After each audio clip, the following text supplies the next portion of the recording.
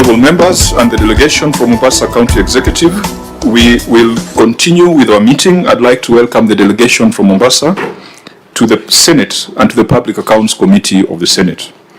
We will proceed with our agenda. We started a bit earlier with an update from the Auditor General, from the EACC and Control of Budget and the Parliamentary Budget Office. We now would want to have a conversation with the Mombasa delegation on the report of the Auditor General. We deferred prayer so that we could pray together, and I'm going to ask one of my members, Senator Dulo, to lead us in a word of prayer. Let's pray. Almighty God, we beseech you to behold with your abundant favor and blessings as your servant whom you have been pleased to call to leadership positions in this republic. We seek guidance to treat and consider all matters that shall come under our deliberation in so just and faithful a manner as to advance the peace, prosperity, and welfare of our country and of those whose interest you have committed to our church. Amen. Thank you, Senator Dulo. Honorable members, we had not adopted the agenda. Our agenda today is to consider the reports of the Auditor General and particularly the measures taken by the County Government of Mombasa to implement the recommendations of the Senate for the County Executive, Receiver of Revenue, and County Revenue Fund. Could I get a proposer from among the members? Chair propose. Thank you, Senator Wambua. Seconder?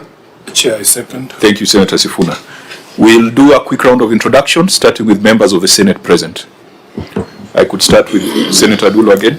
Tumadulo, Senator Isiolo, member. Good morning, Governor and your delegation. My name is Jones Maruma. I'm the Senator representing Taita Taveta, Vice Chair to this committee. Mheshimiwa Governor na wote ambao umetoka Mombasa, karibuni Nairobi. Mimi ndio Sifuna na ni mwanachama wa kamati hii. Asante sana. Thank you, Chairman. My name is Enoch Wambua, Senator Kitui, a member of this committee. My name is Leleb Gotumbesi, Senator for Samburu, member of the committee. And I'm Moses Otieno Kajwang, Senator from Homa Bay. I chair the committee. We have a team of clerks that support us. Good morning, Chair members. My name is Chris Pastima, Committee Clerk. Kibet Kevin, Committee Clerk. Chair Toro, Legal Counsel. Good morning, Chair and members. My name is Kanze Charo, Research Officer. Good morning. My name is Shalim Simbi, Hansard Officer. Matthias Umso, Intern. Good morning, John Lekampule, Sergeant Rams. There's an intern behind there, but it's okay.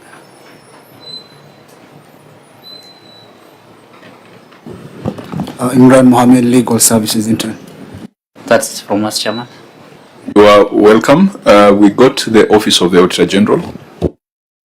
Good morning, Chair and members. I'm Muriki Patrick, the liaison officer. Chair, we have a team from our Mombasa Regional Office who are also in charge of the audit of Kwale and Taita Taveta, but they're today here for Mombasa. With the permission, they can come on record. Thank you, Chair and members. My name is Leonard Opar, the Director of Audit, Mombasa Regional Office. Good morning, Chair and members. My name is Samuel Obonyo, Mombasa Regional Office. That's all, Chairman. You are welcome, OAG, EACC. Thank you, Chair. My name is Christine Mwem from EACC. Thank you. Karibu. We usually have the Institute of Certified Public Accountants of Kenya and the Control of Budget. They will be joining us in due course. So we will go to the visiting delegation. Did we invite the County Assembly of Mombasa? Yes, Chairman. We invited them, but they have not come. Okay. In that case, we will proceed to the County Executive. Even though I've been in this country for some time, and there's someone here who looks like the Speaker of the County Assembly. So, are you here as part of Senator Faki's delegation, or you're here for the purpose of the Public Accounts Committee? I'm part of the Senator Faki delegation. Okay. Senator Faki. Yes. Separation of separation of powers. But anyway, that's. I mean, if the speaker was here formally, then we would acknowledge him formally. But he has a right to be here. He's a member of the public, so he has a right to be here, even if he does not go on record formally. So, Senator Faki, we were doing the introductions. Just go on record. Thank you, Chair. Good morning. Assalamu alaikum. Welcome to Nairobi, Governor and your team. I found the speaker within the premises. That's why I brought him here. No, you don't need to disown him. Senator Mombasa County and friend of the committee. Thank you. Okay, you're welcome. Chair, I was wondering if the speaker is part of Senator Faki's delegation. He could properly be seated behind Senator Faki. No. Well, I think it's a good thing. It's a good thing for the Senate and the county assemblies to have a relationship, and there's nothing wrong about that. Governor, please go on record. Thank you very much, Chair. Abdulswamad Sharif Nasir, Governor of Mombasa. Maybe I allow the team to be able to introduce themselves. Thank you, Chairman. My name is Abdulswamad. I'm the CC for Finance and Economic Planning. Morning, Chair. I'm Swale Molizuma, the Chief Officer for Finance, County Government of Mombasa. Good morning. Assalamu alaikum. My name is Fatma Nabhan, Advisor to the Governor on ICT. Thank you. Good morning. My name is Joshua Otieno, the Principal Accountant. Good morning. My name is Bishara Mohammed, Accountant. Good morning. My name is Dalton Mwagogo, Chairman of Audit Committee. Good morning, everyone. My name is Robert Makoha Murunga, Assistant Director of Finance.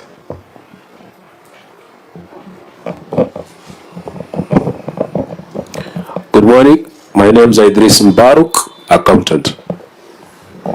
Assalamu alaikum. My name is Zahra Sharif Ahmed, Accountant. Good morning. My name is Ali Omar, Accountant.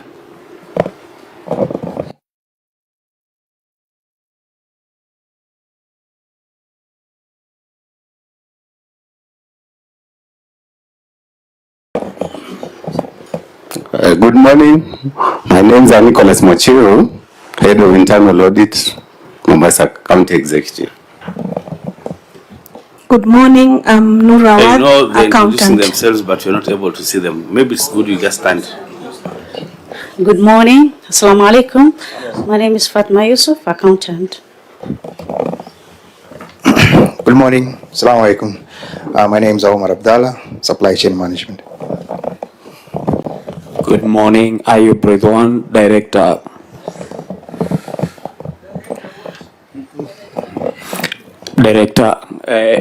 Finance Officer, sorry. Good morning, Assalamu alaikum. Cherargei, Administrator from the Governor's Office. Good morning, Abdurrahman Abdallah, Personal Assistant to the Governor.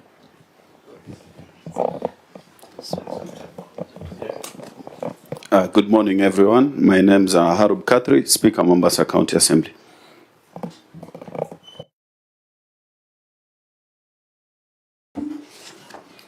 Is that it for the visiting delegation?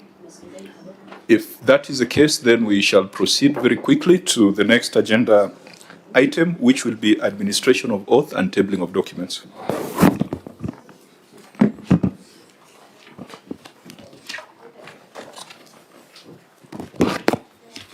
I, Abdulswamad Sharif Nasir, do solemnly swear that the evidence that I shall give before this committee in respect of the matters before the committee shall be the truth, the whole truth, and nothing but the truth, so help me God.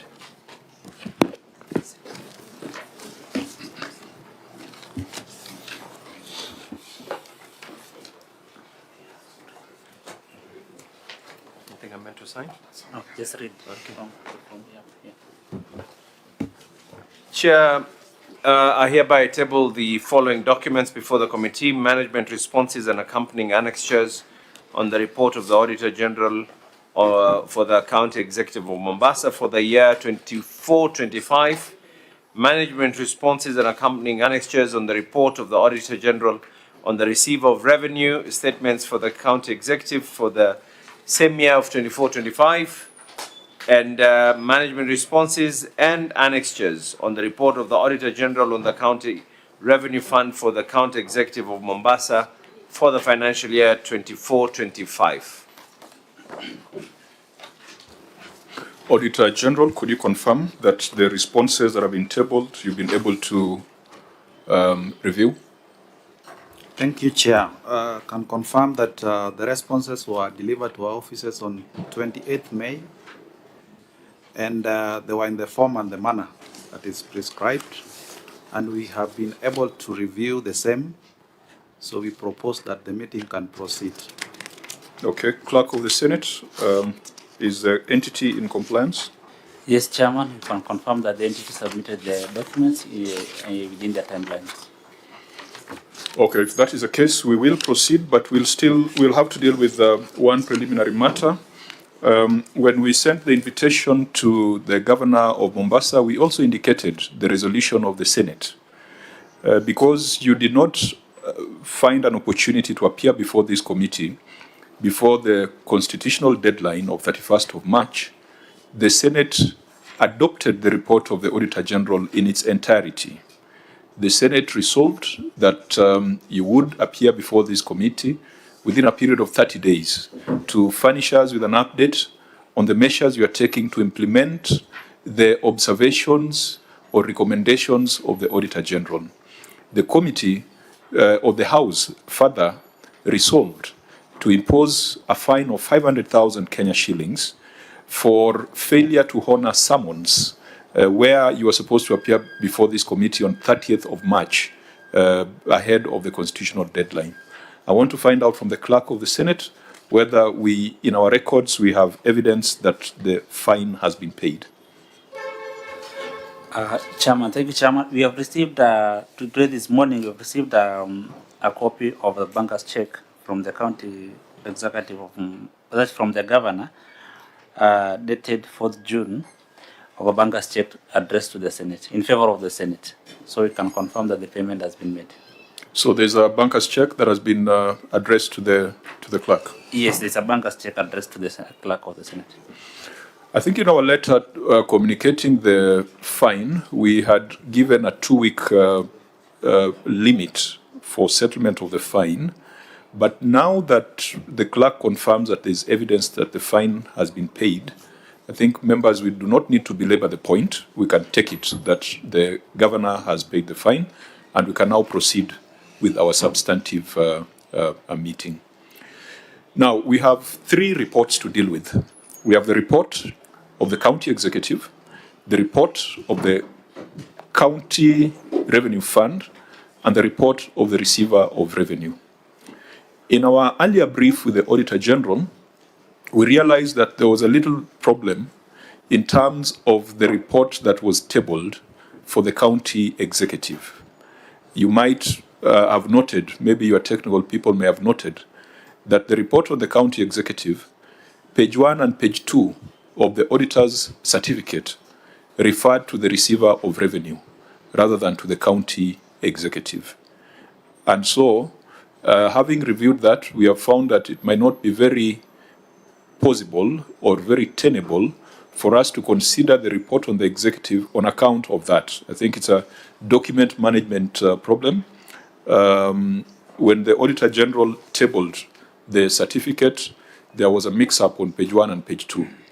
Now, as you understand parliamentary practice, we cannot now use another document which was not tabled. They have the correct one, but since it was not tabled formally, we might not be able to rely on it because the affected parts are the qualifying issues to the financial statements. Because if you go by it, it will appear as if there was only one qualifying issue, and yet in the real report, there were about 6 or 7. As a result, having gone through that, we have agreed with the Auditor General that it is possible to deal with the receiver of revenue as we correct that problem on the county executive. So today we will deal with the report of the receiver of revenue, which is not small because it's you had a 6.9 billion budget on that. And if we spend 1 or 2 hours or 1 hour or less on the receiver of revenue, then we'll schedule a separate date to deal with the county executive once we retable the right report to the Senate. So as agreed, honorable members, we will start with the report of the receiver of revenue. Governor, I can see you are itching to say something. No, I'm not itching, but in the spirit of fair administrative justice as well, if I was fined 500,000 shillings because I was not present, is someone taking responsibility for the fact that they did not table the documents the way they were meant to be tabled? Because even that 500,000, I had to, Faki helped me with some money, and the speaker, I'll bet he helped him a bit late, and some of my staff members were changa hapa. That's why today morning is when we were able to pay that 500,000. Chair, Chair, just before. Senator, I think, Governor, that is a very dangerous path because the Senate requires that money comes from your pocket. You are admitting that we should refund the people who have contributed that money to you so that we get money from you. Secondly, the good thing with you is that if they give it to me, it's mine. Just a minute. Let's allow Senator Sifuna to. Only the good thing is the governor has been a member of parliament. He has chaired committees similar to these ones. The consequences of failure to appear to the committee are in the standing orders. So I would want you, in your vast experience as a parliamentarian, that request that you've made, which standing order are you anchoring it on, or which law? Chair, Senator Sifuna is asking me to wear a role that I once wore. Over the years, from the time that I was a member of parliament, an able member of parliament, and a seasoned member of parliament, and a seasoned chair, standing orders changed. But if given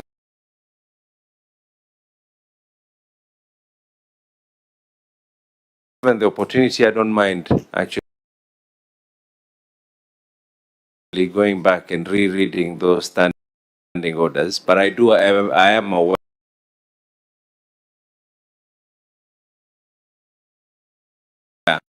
And one of the things that has changed in Parliament as well is the Public Investment Committee was split into 3. Standing orders were actually changed during our time. CSs were not appearing.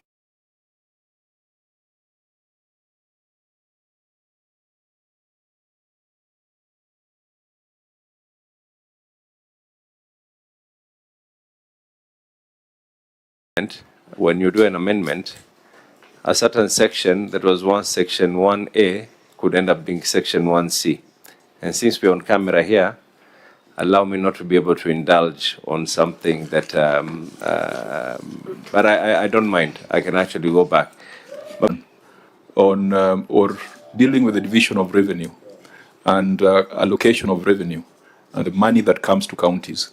And the Senate has insisted that counties must get 454 billion, a position that we hold firmly. So just to settle this matter so that we get into the report, the 500,000 shilling fine was imposed because you were found to be in contempt of Parliament. It is not because you didn't provide some document here and there, but we invited you specifically on 30th of March this year. You failed to appear without any justifiable reason. Some of your colleagues came. Governor Orengo was here, Governor Turukana was here, and a few others. We did not find them. So that fine is on account of contempt.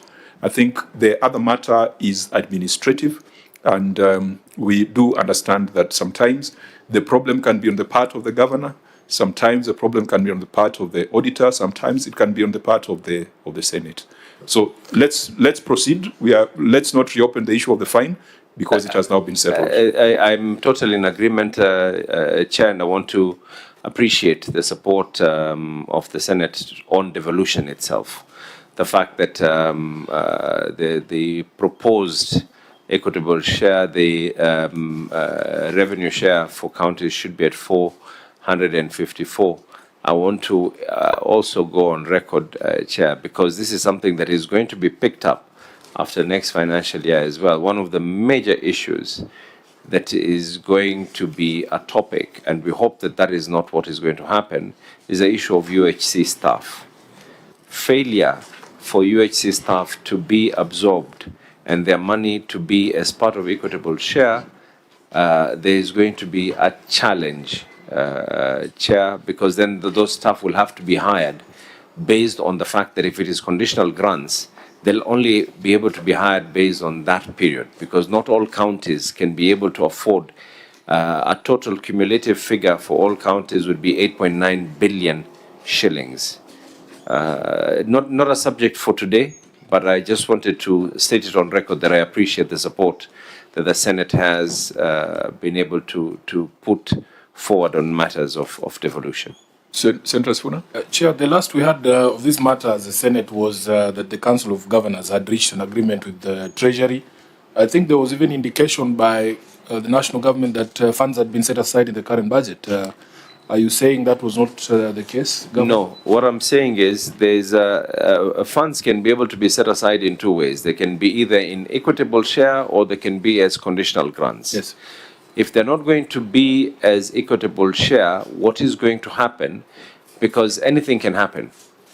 A conditional grant does not mean that that is going to be the status. Now, if an employee is going to be employed on permanent and pensionable, and the revenue that you're receiving is only pegged on that one financial year, the danger that is there is next financial year, if in the wisdom of Treasury or in the wisdom of Parliament that conditional grant should not be there, then there's going to be a danger. Those people are going to, their budget is not going to be available. So it is important for that figure. I speak, one, as the Governor of Mombasa, two, as the Chair of the Health Committee of the Council of Governors, because this is something that is going to pop up. And our hope is that once the mediation has already been agreed on, and I think that one of the reasons why Senate has also proposed the figures to be at 454 is to be able to take into consideration that we have UHC staff, that money should not fall under conditional grants. As much as it has been allocated, the art and the act of how it was allocated, whether it is a conditional grant or it was part of equitable share, will have a huge bearing on the lives of those UHC doctors. Now, Governor, there is a flip side, and help us understand, because we want to help the UHC staff. There have been many protests outside of our parliament here by those UHC staff. One of the problems we have with county governments is that when resources are not ring-fenced for a specific purpose, you find that you now will prioritize other things. If you ask the UHC workers themselves, they would want that money be clear that it is for UHC staff, so that we don't hear that you have decided, because when it comes as equitable share, you will decide that you want to do the stadium in Mombasa. So we have struggled as a Senate, for instance, on the question of pending bills, Senator.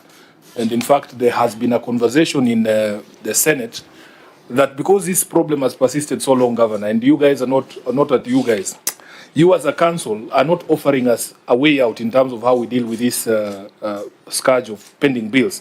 We as a Senate have gotten to a place where we feel we should pay those contractors ourselves, those pending bills ourselves, because we release money, we pass motions, we even passed a motion setting timetables for clearance of pending bills, but it continues to persist. So how would you persuade skeptics such as myself who believe that governors and county governments, we feel we must tie your hands even further? That if money is for payment of CHPs, it has to go to CHPs. You cannot divert it to your milk program. If it is for payment of pending bills, let it be for pending bills. So how would you persuade us as the chair? Maybe, Governor, before you respond, Senator Faki. For answers, recently we had a motion to deduct funds from the county government of Meru. for purposes of paying one of the legal charges for a pending bill. And members felt that it was only being done because he was a foreigner. But they also said that it is now time that we also do the same to our local contractors. I know pending bills of Mombasa are about 5 billion at the moment. Yeah, so we are thinking that that is the way to go, that the Treasury deducts some money and then pays directly the pending bills, instead of the current situation where the county government is given a free hand to choose which ones to pay, which ones not to pay. And I will agree with Senator Sifuna that when we were dealing with this DORA bill, the issue of the 8.5 billion for the CHP workers featured. And we are of the opinion that this money should be ring-fenced so that we are able to monitor that it goes directly to the CHPs, rather than just lumping it together with the equitable share, and then the county government chooses which ones to pay, which ones not to pay. Thank you. And Governor, I wish the documents were all in order so that we could have been able to look at even your pending bills in this report, because this report indicated that 77% of your debt was older than 3 years. 77%. That was 2.9 billion out of a total of 3.8 billion. And it also indicated that out of the 3.8 billion, 1.2 billion was owed to staff. I think that's statutory deductions or pensions and all that. It's a very untidy picture. And that's why maybe Senator Sifuna is saying if we were to increase, because at 454 billion, our draft CARA is going to give Mombasa 9.2 billion. I think this year you got 7.9 billion. Was it 7.9 billion? Sorry? 8.3 was 25-26 or 25, the current financial year. Yes. The year that we are reviewing, you got 7.9, then you got 8.3, and we are proposing that you get 9.2 billion. So, Senator Sifuna, perhaps to paraphrase, how do you ensure that that 9.2 billion or that extra 1.3 billion goes to settle the equivalent amount owed to staff, which is 1.3 billion? First and foremost, and I say this with a lot of, and I want to state this, it is not about Mombasa being extra smart or anything else, but we have a good team, the team that I am able to work with. One, from the time of assuming office, we have never defaulted in paying any staff. And even when we pay simultaneously with all deductions, from money that is due to the pensions, to money that is due to all the others, to the unions. Everything is paid simultaneously, to all the statutory deductions and all. Do we have issues that are historic? Because even when you say that there's money that is due, that is employees' money, some of this money was historic from the time of municipal times. What is it that we are doing about it?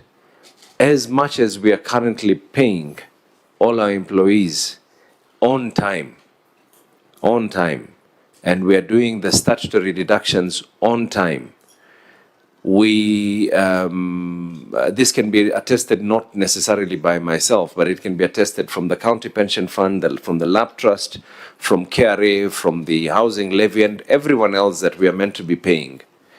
But we've also been in conversation with the county pension fund. We've been in conversation with the lab trust. We made a payment to the lab trust. As a matter of fact, we have reduced. There were people whose gratuity had not been paid from the time I was in high school. Some of them have even passed on. And we have reduced all that level of gratuity. If I'm not right now we are at which year? we have reduced from all the way from the 80s, we are currently at 2023.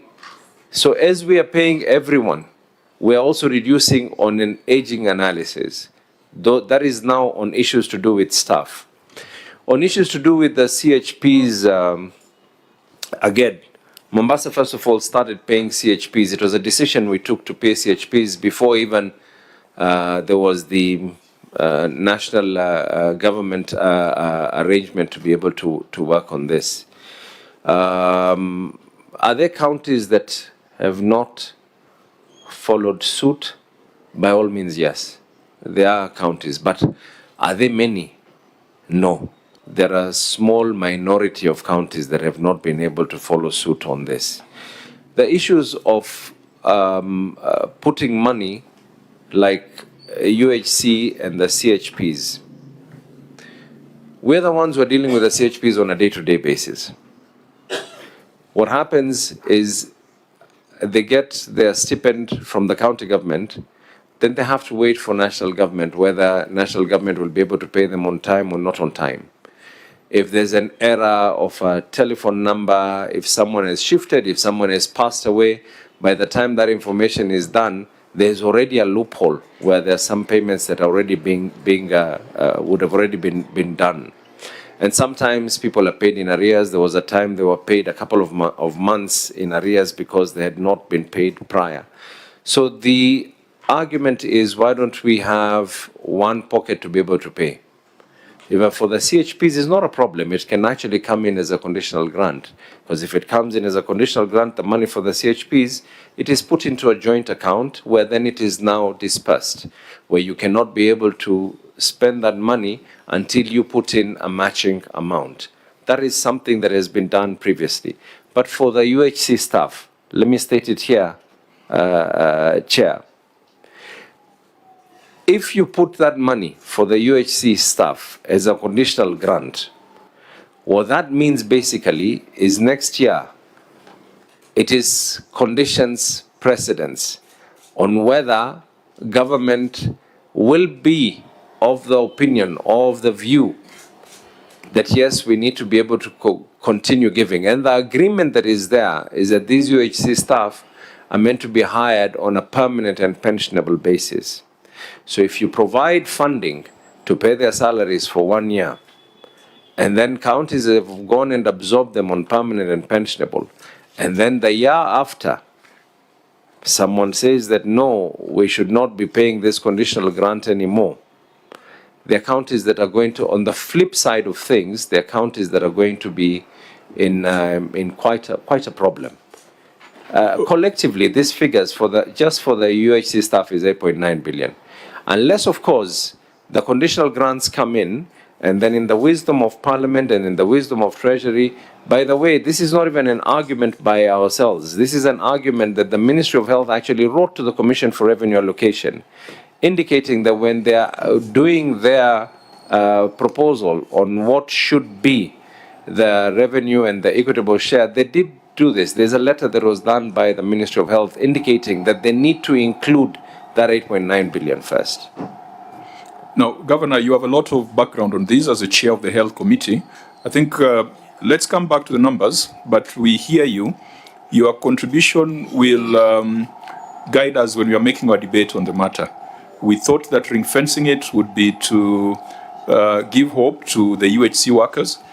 We've thought that ring fencing, we must find a way of ring fencing an allocation for settlement of pending bills, but we are also aware that budgeting is the domain of the county assembly.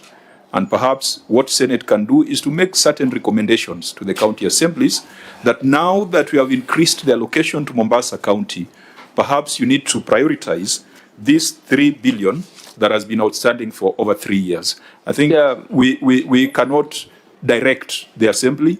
We can only advise the assembly on that. Chair, I love the concept of actually ring fencing for purposes of paying pending bills.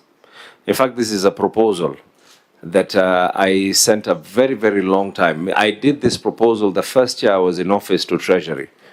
But I think the whole concept itself was very, very new.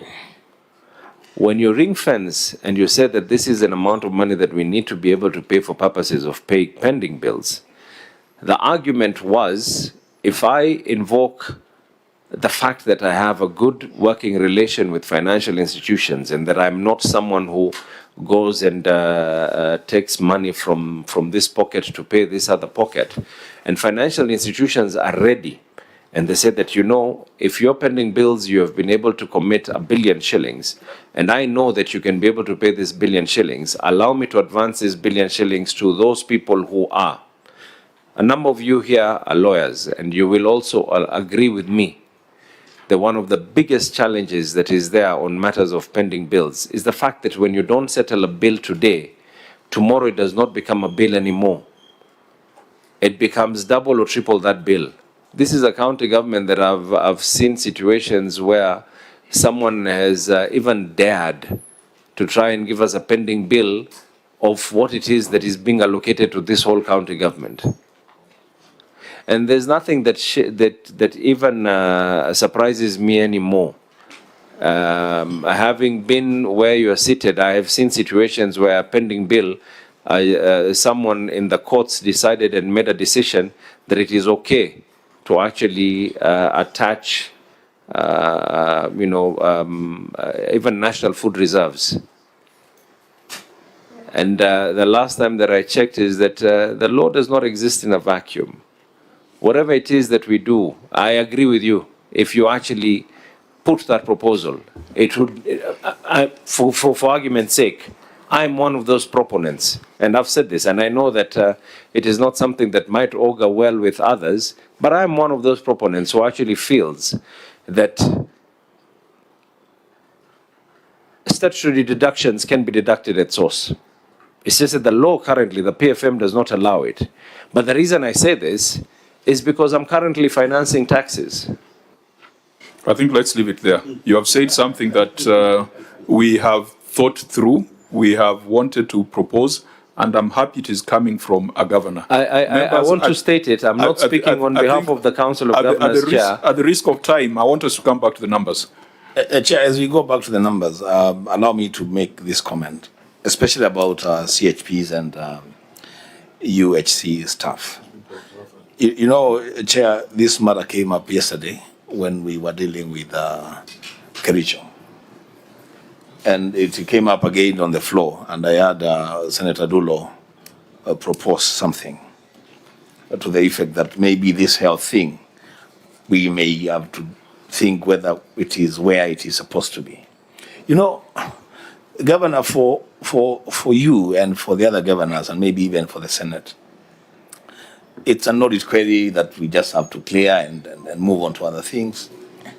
But for those frontline staff in the health sector, who are very, very critical, it's a matter of life and death. I think a wider conversation needs to happen about the payment for CHPs and UHC staff. And we decide as a country once and for all who takes the ultimate final responsibility over these people. And how are they going to be remunerated for the critical services that they offer? Honourable members, those are policy conversations. Let's come to the numbers. Governor, you have said you run a very good team, which we are not in any doubt. But I was asking myself, why, who's Robert Murunga in the organization?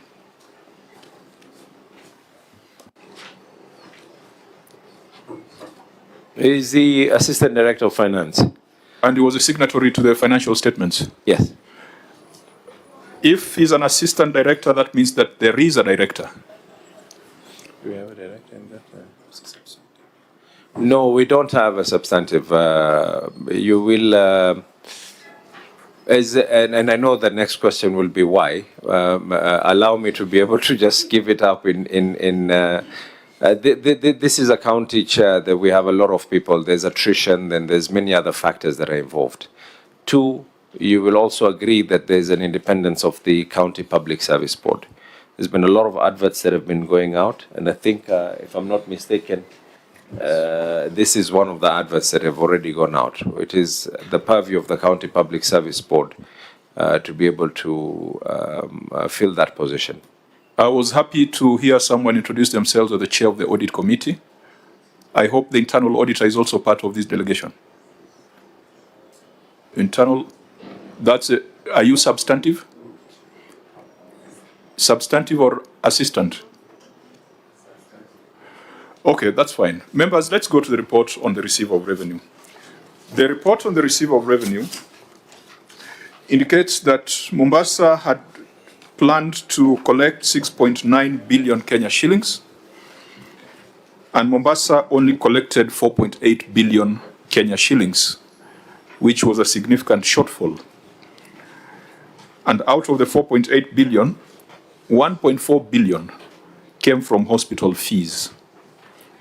In our analysis, before we go to the policy issues, I think in our analysis with the Auditor General, we felt there was need for us to evaluate the performance of on-source revenue, one, against the budget, and two, to compare with prior years. The Parliamentary Budget Office did a small analysis that indicates that there are certain streams where performance is deteriorating, is going down, rather than going up, despite economic indicators.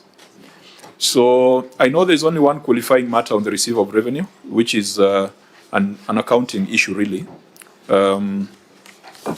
which I think we have agreed we won't waste too much time on, because OAG, what was the qualifying matter on the ROR?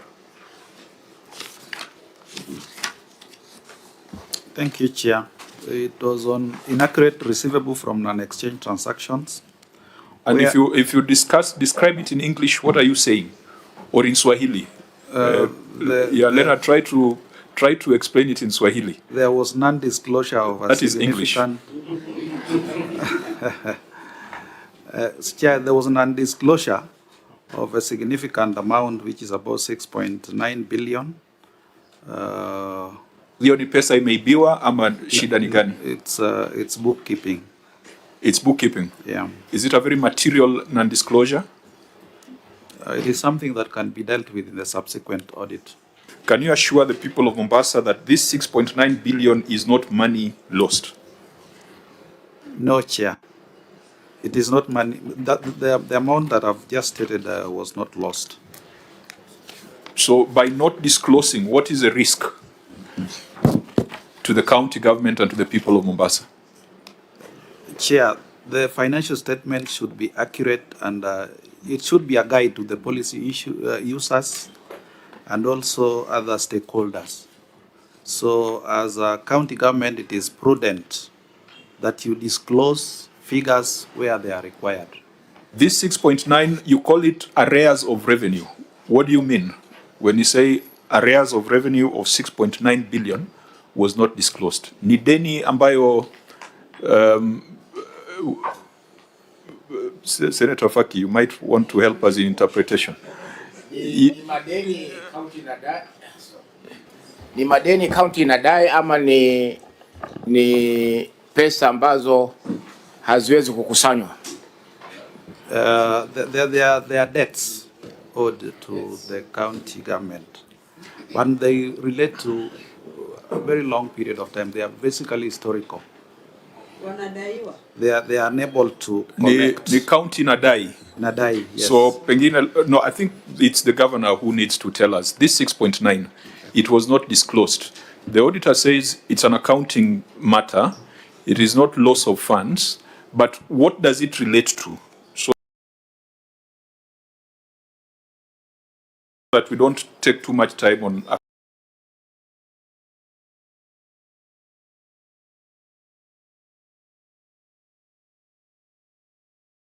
accounting issues.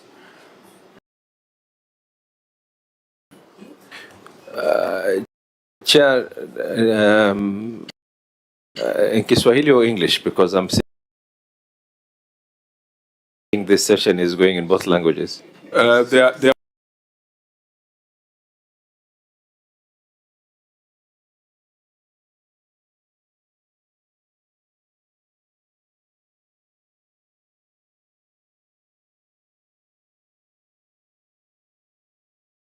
from the time of municipal times. Some of these are matters that are land rate issues, county pension fund, to be able to work on is digitizing the issues of our land records. We try to do this on our own. Unfortunately, access to Ministry of Land Record was not very, very cooperative in the sense that they did not feel that it is prudent for an outsider to come in. But the County Pension Fund, I think, has already done something similar. If I'm not mistaken, one of the things that it was the county government of Laikipia or one of the other counties where they did do the digitization. So we already have an agreement with them. We have to clean our land records. Now, Governor, you are basically doing a write-off through the back door. No. That is what you're doing. No, Chair. By not presenting them as assets, because these are assets, isn't it? Arrears are supposed to be, by excluding them, it is a write-off. What Laikipia did, and I think I like the approach they took, they went through a process. Which is what we're doing now. They just didn't drop them from the financial statements. There was a committee, there were some processes in line with the PFM. Chair, maybe we're not writing off anything. There has never been a process for us to even start thinking of writing off anything. What we are simply doing is, when you have a mother title, and you're going to expect, in fact, the fact that we are still reaching these figures is something else altogether. It means that there's extra effort being put in. When you have a mother title, and that mother title gets subdivided, what happens is someone takes that and goes to the Ministry of Lands and they register it there, but there is nowhere that talks of the joint between registering at the lands and registering at the county offices. There's something else that we need to be able to work on, especially for urban areas. This is sectional titles. When a property like this, which was once one floor, and then you now make a decision to take that mother title and divide it into many sectional titles, you're losing out on this. So what you feel is actually yours is not necessarily in existence anymore. So what we are doing, when I said what we are doing, allow me just to finish, Senator. What we are doing is not writing off anything. What we are doing is cleaning off records to find out, because you will end up realizing that some of these properties, what you feel is being owed to one person, that we have to be paid by one person, in actual fact, we might end up having to be paid more by many other people, but in smaller lump sums. Okay, Senator Maruma. I am saying, Governor, that in your response, the reason that you've given for not disclosing is that it's a historical balance, assessed as having low probability of recovery. You know, anything that we do must really be located in law or in policy. Where did you locate that, either in policy or in law? Because the reason is low probability of recovery. And I agree with the chair that you want to write off through the back door. Let's take one more question from Senator Faki. Chair, maybe the auditor could tell us the 6.9 billion, is it rates only, or there are other revenue streams that are affected?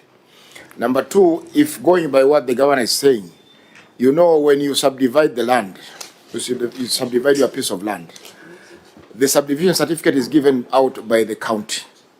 So the county knows that we have subdivided plot number 1 into 100 plots. Yeah. And they have a right to go to the land registry to get particulars of the registration of the people who are being now registered to own those particular plots.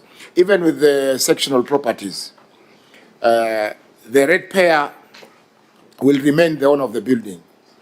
But the law has been amended now such that even the owners of the sectional property, the flats or apartments, are able to pay rates because they are enjoying services like roads, water, sewage, and all that. They're supposed to pay for that also. So both the landowner, that the head lessee and the lessees who are now owning the apartments are supposed to pay something to that. And I see maybe they had given a fresh contract for revenue collection. I think you'll come to that. I think those are the issues that the new provider of the service should have gone into, so that we have no revenue loss in any given financial year.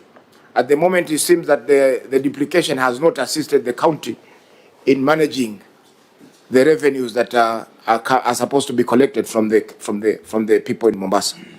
And before Governor responds, Auditor, there was a question on the makeup of that 6 billion. You're referring to Appendix 2, but we don't seem to, I don't know whether members you've been able to see it, because if you had a visibility on Appendix 2, we would have been able to see the breakdown. The Appendix 2 referred to. As you get the answer, Senator Gataya can go on record. Thank you, Chair. My name is Senator Mwanda Gataya, Tharaka member of this committee. Okay, could you just point us to Appendix 2 so that we refer to it as a Governor response? Chair, what I can confirm is that it was affecting several revenue streams. No, do you have Appendix 2 here? Because I've just seen an appendix with prior year issues. I've not seen the Appendix 2. It would have been very useful to see how that 6 billion was broken down. Because if there are things like silos, collection in lieu of rates, those ones we know that there are problems. But if they are just the normal rates, there has to be a process for write-off, a process for waiver before they are dropped from the financial statements. Auditor? I can confirm we are not seized of that particular appendix, but what we verified was several revenue streams, and maybe the governor can clarify on the makeup of that. Yeah, because the problem is that if you don't have the schedule, the governor will start describing, and this is a mathematical session. So we should spare him the pain of describing what the 6 billion entails if you had that schedule. But Governor, Chair, may respond. without any pain, 6.7 billion is actually from land rates. The rest is split into all the other. The 0.2 is split onto all the others, including business permits and the rest. There's a lot of issues that have been raised, and I don't know, because I know that they're going to be coming up in subsequent questions, like the issue of the company that we were able to put into place. The revenue collection system. Collection. We can deal with it substantively when we come to that matter. I seek your guidance. It is up to the way you will guide me, because the senator had raised it, and I wanted to just. But this is one. I want to give Amanda off here. There is nothing like we want to do any wipe off. When we say historic and the likelihood. Again, there's also legal provisions where if something is as old as 6 years plus, two, there are some of these things that we have tried to be able to do. We even went ahead and tried to even get on board debt collectors for this. There's a lot. When you're running an institution like this, Chair, there's a lot. One of the other things that we, and I think that is going to be the only way out for us to be able to properly verify on these particular matters, is once we have the proper digitization in place. Because the digitization is going to go hand in hand with the GIS map, and it is going to now pinpoint exactly this property is here and this property is here. You will realize the last digitization that was done for these particular records was probably, so that last attempt that was done to even digitize these records was probably, was it 20 years ago? And then the way the system and technology then, the way it was, if an error was done, instead of an A, an I was put in, everything reads differently.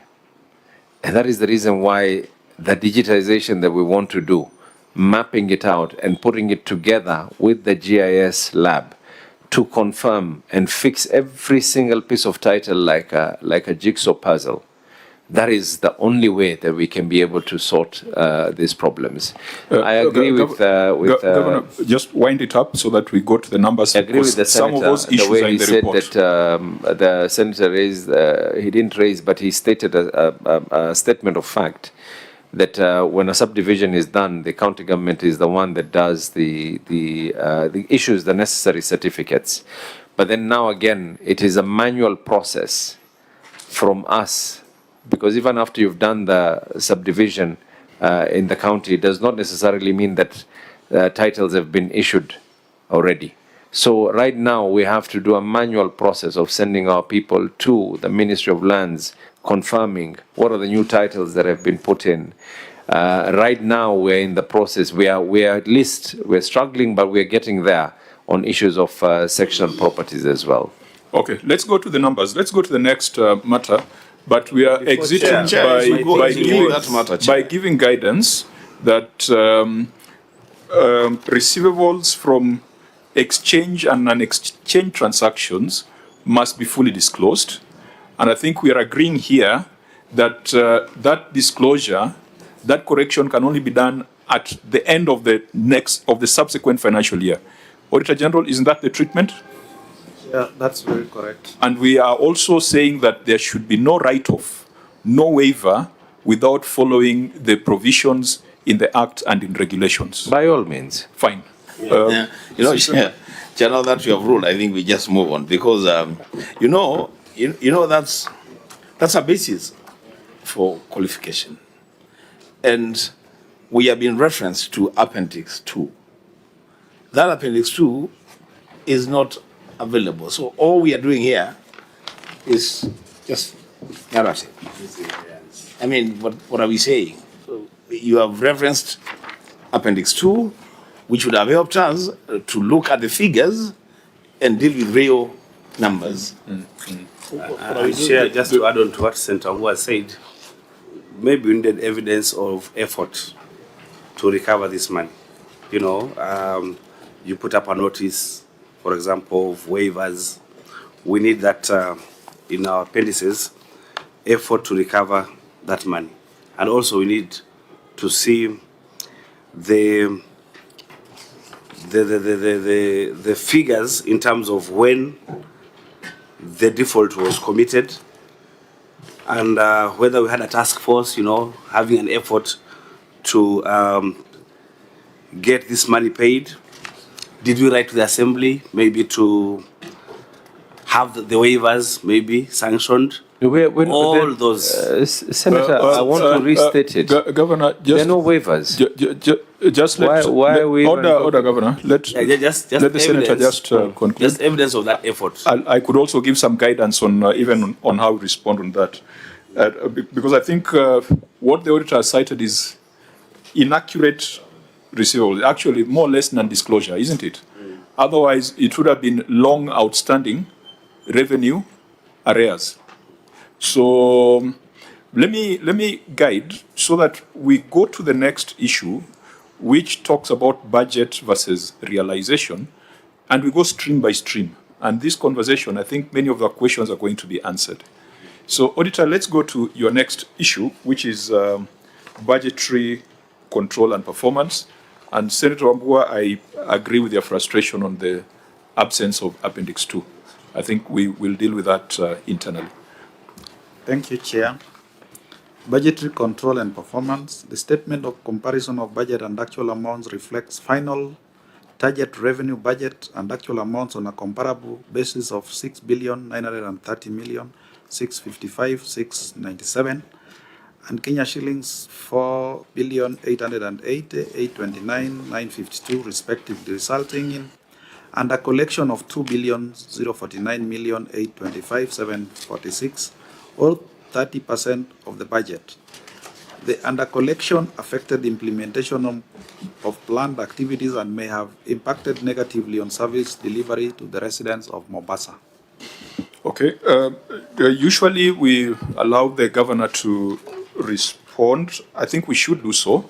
Read your written response, and then we will ask some questions.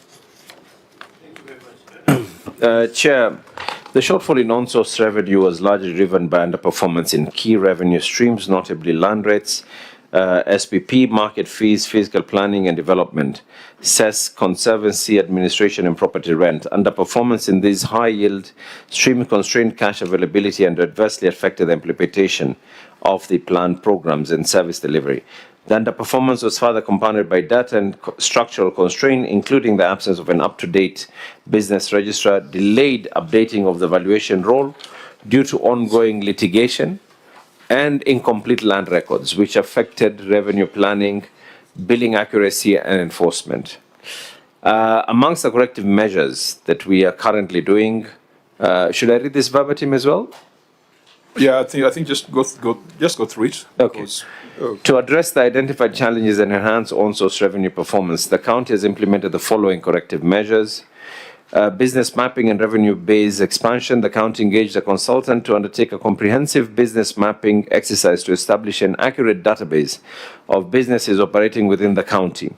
The intervention is expected to improve the performance of single business permits and market fees through improved identification, billing, and compliance. Digitization of our land records in light of delays in updating the valuation roll arising from ongoing litigation and incomplete land records. The county has commenced digitization of land records and property records. This process will support the timely updating of the valuation roll upon conclusion of legal process and enhance land rates administration and enforcement. Automated revenue collection system. County continues to expand and strengthen automated revenue collection system, improve revenue capture, reconciliation and reporting across major revenue streams, including land rates, parking fees, permits and market fees. Capacity building for revenue collection officers. We have targeted training programs that have been implemented to enhance the skills and effectiveness of revenue officers in billing, enforcement, customer engagement, and use of automated system. Enhanced enforcement and compliance measures. Enforcement mechanism have been strengthened to address non-compliance, reduce leakages and improve recovery, particularly in land rates, cess and business permits. Improve of revenue collection centers.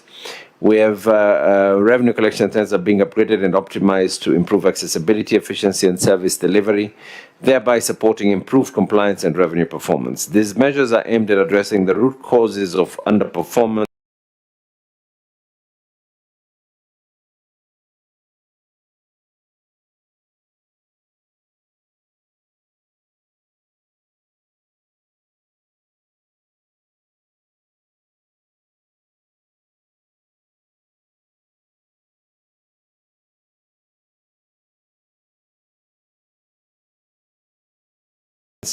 strengthening revenue administration, improving on-source revenue mobilization, and enhancing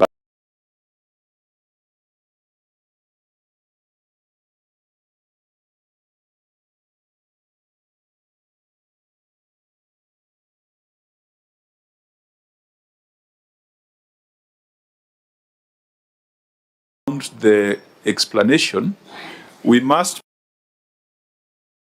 your financial statements, particularly where you have properly summarized your streams and their performance, because you have given global reasons for the underperformance. You are required to give specific explanation for every stream where there is an underperformance or an overperformance. I think if we look at that, it can help us to contextualize the explanation that the governor has given. So, before we do that, maybe the governor may want to confirm that conservancy administration charges is one of the underperforming revenue streams. Because the schedule that I have is actually perhaps the one that has performed much better. There is the greatest improvement in it from the summary of the revenue streams.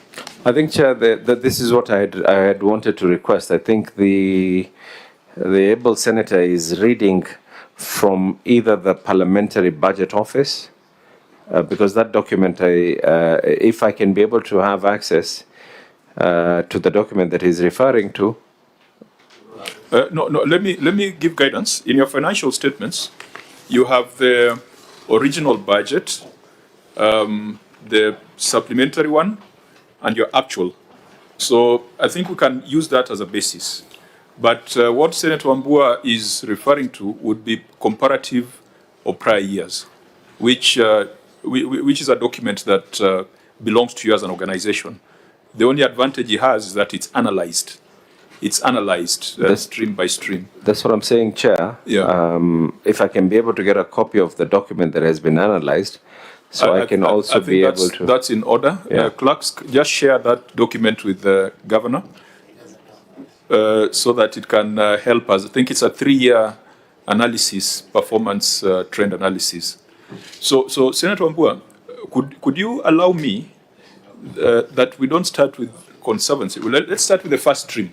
We just go through all the streams. That's okay, Chair. Now that the governor has a schedule. So maybe let's start with let's start from the top, Governor. You had on cess you collected 520 million, and Chair, this is a document that is from the Senate, and from the Parliamentary Budget Office. Am I right? Yes, it is. I think it would be prudent for me to be allowed to also pull up the records on my side as well.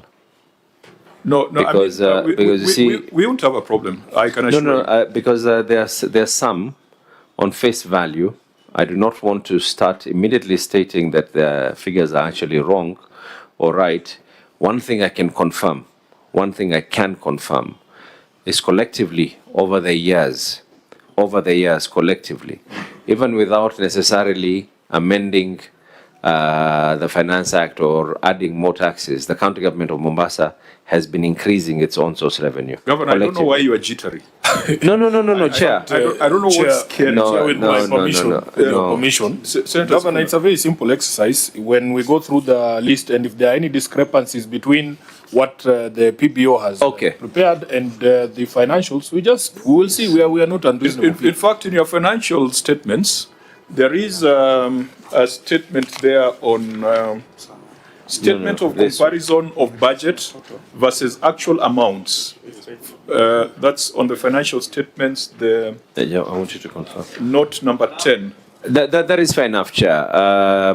We can be able to actually that is just work on it in that is just supplementary. That's not a problem. But we could start from your disclosure of what your budget was and what your actual was, because there underneath you have even given a narration to explain the variances, and we can start from there, isn't it? By all means. So we start from cess. So cess, you had budgeted to collect 580 million. Along the way, you thought you could collect 200 million more and revise your budget to 780 million, but you only collected 520 million. Now, the question which you can help us understand, even for the subsequent streams, what science or what maths do you use to decide that this year we shall collect 580, and along the way you do a supplementary, you revise it to 780, but only collect 520? Is budgeting scientific and procedural, or are these numbers that were sprung on you by the County Assembly? No, actually, the County Assembly are not the ones who have sprung these numbers on us. We have been able to, we are the ones who present the numbers, actually. So by the time you revise your estimates by 200 million, you have reasonable grounds to do so, isn't it? Yes. So when you then miss your target by 60-something%, is it that the money was collected and pocketed, or what then is the case? Chair, you know very well that that is definitely not the case. Please give us a better explanation than mine. You know, Chair, I'm going through the document that now you're referring to. Yeah, your financial statements, I think on the receipt of revenue. Get the one on R1.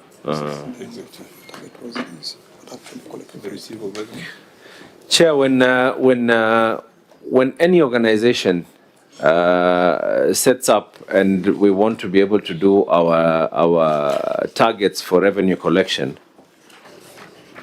we always aim high.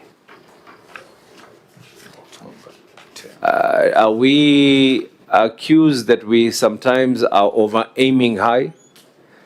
But my belief is that when you aim for the stars, if you don't come back with a star, you will not come back with mud. You aim high so that you can be able to achieve many other things.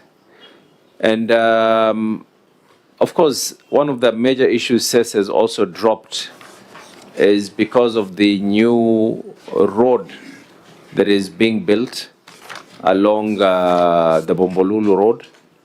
And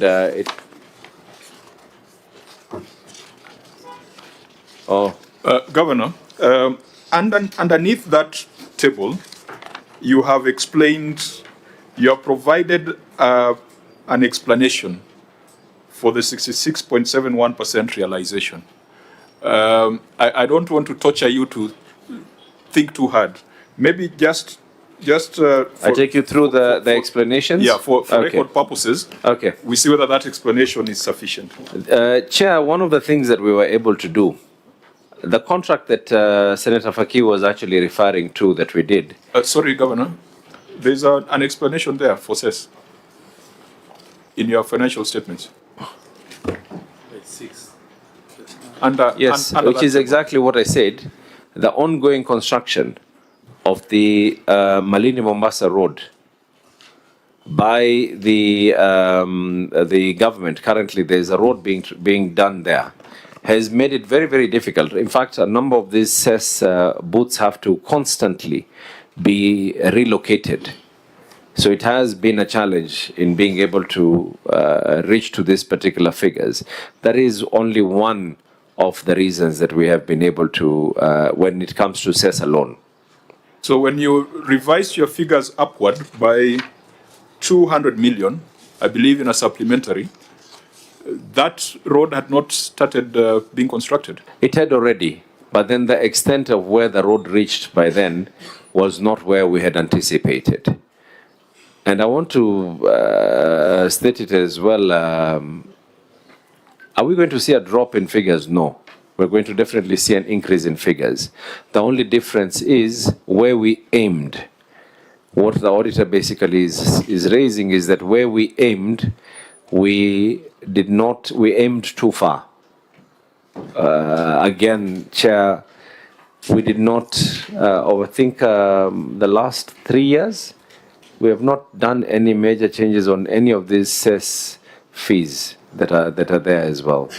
One of the other things that is also, and I know that this is going to be a debate, and I hope it does not become. Sorry, Governor. The reason why we asked this question is that we have discovered in other cases, Kitui was one example. When we asked this question, the governor sat back and asked himself that indeed there could be something wrong. Because, for example, Kitui is a county that has a lot of sand harvesting activities. And when the numbers were just thrown, they just look like numbers. But when you go down and you look at the revenue coming from CES, and you quantify how much a truck pays, it appeared as if they were collecting CES from 5 trucks a day. And in Kitui, the senator tells us there are almost 200, 500 trucks per day. I'd like this to be questions that you don't have to be very defensive, that would probe us, would probe some detailed inquiry, because this is a report of the receiver of revenue. The receiver of revenue has submitted it, and if you look at the explanations under that table, the explanations are not quantifiable. For example,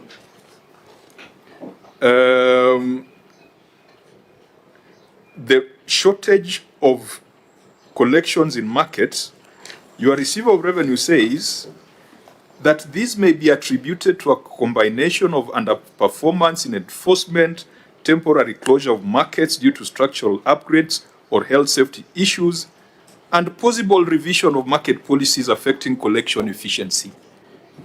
You can't take that. If you're a business owner and your revenue is falling, your revenue collectors cannot tell you that it is possibly because of ABCD. They must quantify that in market A, we used to collect X, we collected Y, and this is the reason. That's the level of discipline that we must instill. And that's why we're asking this. And where's your receiver of revenue? You are the receiver of revenue. Yes. You cannot tell me if I was running a business and my revenue is falling, then you give me all these adjectives and verbs that you have put in here, that possibly due to, or probably due to. No, you can't. You can't tell me that if I was running a butchery, that my meat sales is reducing, maybe because the economy is difficult. That cannot be the reason. Maybe you are pinching meat. Yeah. So, Governor, the entire narrative down here is not how to run a business. Our first meeting, you told us you wanted to run Mombasa like a business. But you cannot run a business when drop in revenue is explained with probabilities and possibilities. There has to be figures. So that's why I think we need to have this conversation. It might be painful, but we must have it. Chair, I maybe because this is a House of Records and we're on camera, we did not see a drop in revenue. No. We did not reach the targets. Stream by stream. We'll go stream by stream. Yeah, we did not reach the targets, but we did not see a drop in revenue. Maybe I just thought that is something that we might want to we are dealing with numbers. We shall demonstrate where the drop was. Yeah. Senator Ombwe. Now, two things, Governor, and the chair has done well to cite the Kitui matter. Let's also agree that this is also a learning process. People learn things as they go. And you know what, Governor? If I sat where you are seated, I'll be very worried about two things. One, you project revenues and keep pushing the projections, and you budget based on the projections. But when it comes to the actual collections, you collect only 40% of the projection. That in itself first puts your books in a very bad shape. You have committed monies that you have not raised, pending bills and all that. That's one. Secondly, Governor, you say that the road construction has had a significant impact on collection of sales. And then you add that the booths are constantly relocated. And I'm wondering, are they relocated from Mombasa to Kilifi, or are they just located within Mombasa? In which case, then the same revenues will be collected, but maybe from different spots. That would be my submission, Chair. Okay, Senator Faki. Yeah, Governor, the issue of a realistic budget is also hitting you politically. Because if you present a budget of, say we have a budget is 17 billion, yet in effect, the budget is 14 billion or so. It means that people start to conceive ideas that money is being misappropriated within the country. And if you go out there, you see some of your opponents saying that pesa inaliwa kwa county yetu. Yet, if you come to the actual figures, the amount that we are collecting is not 17 billion.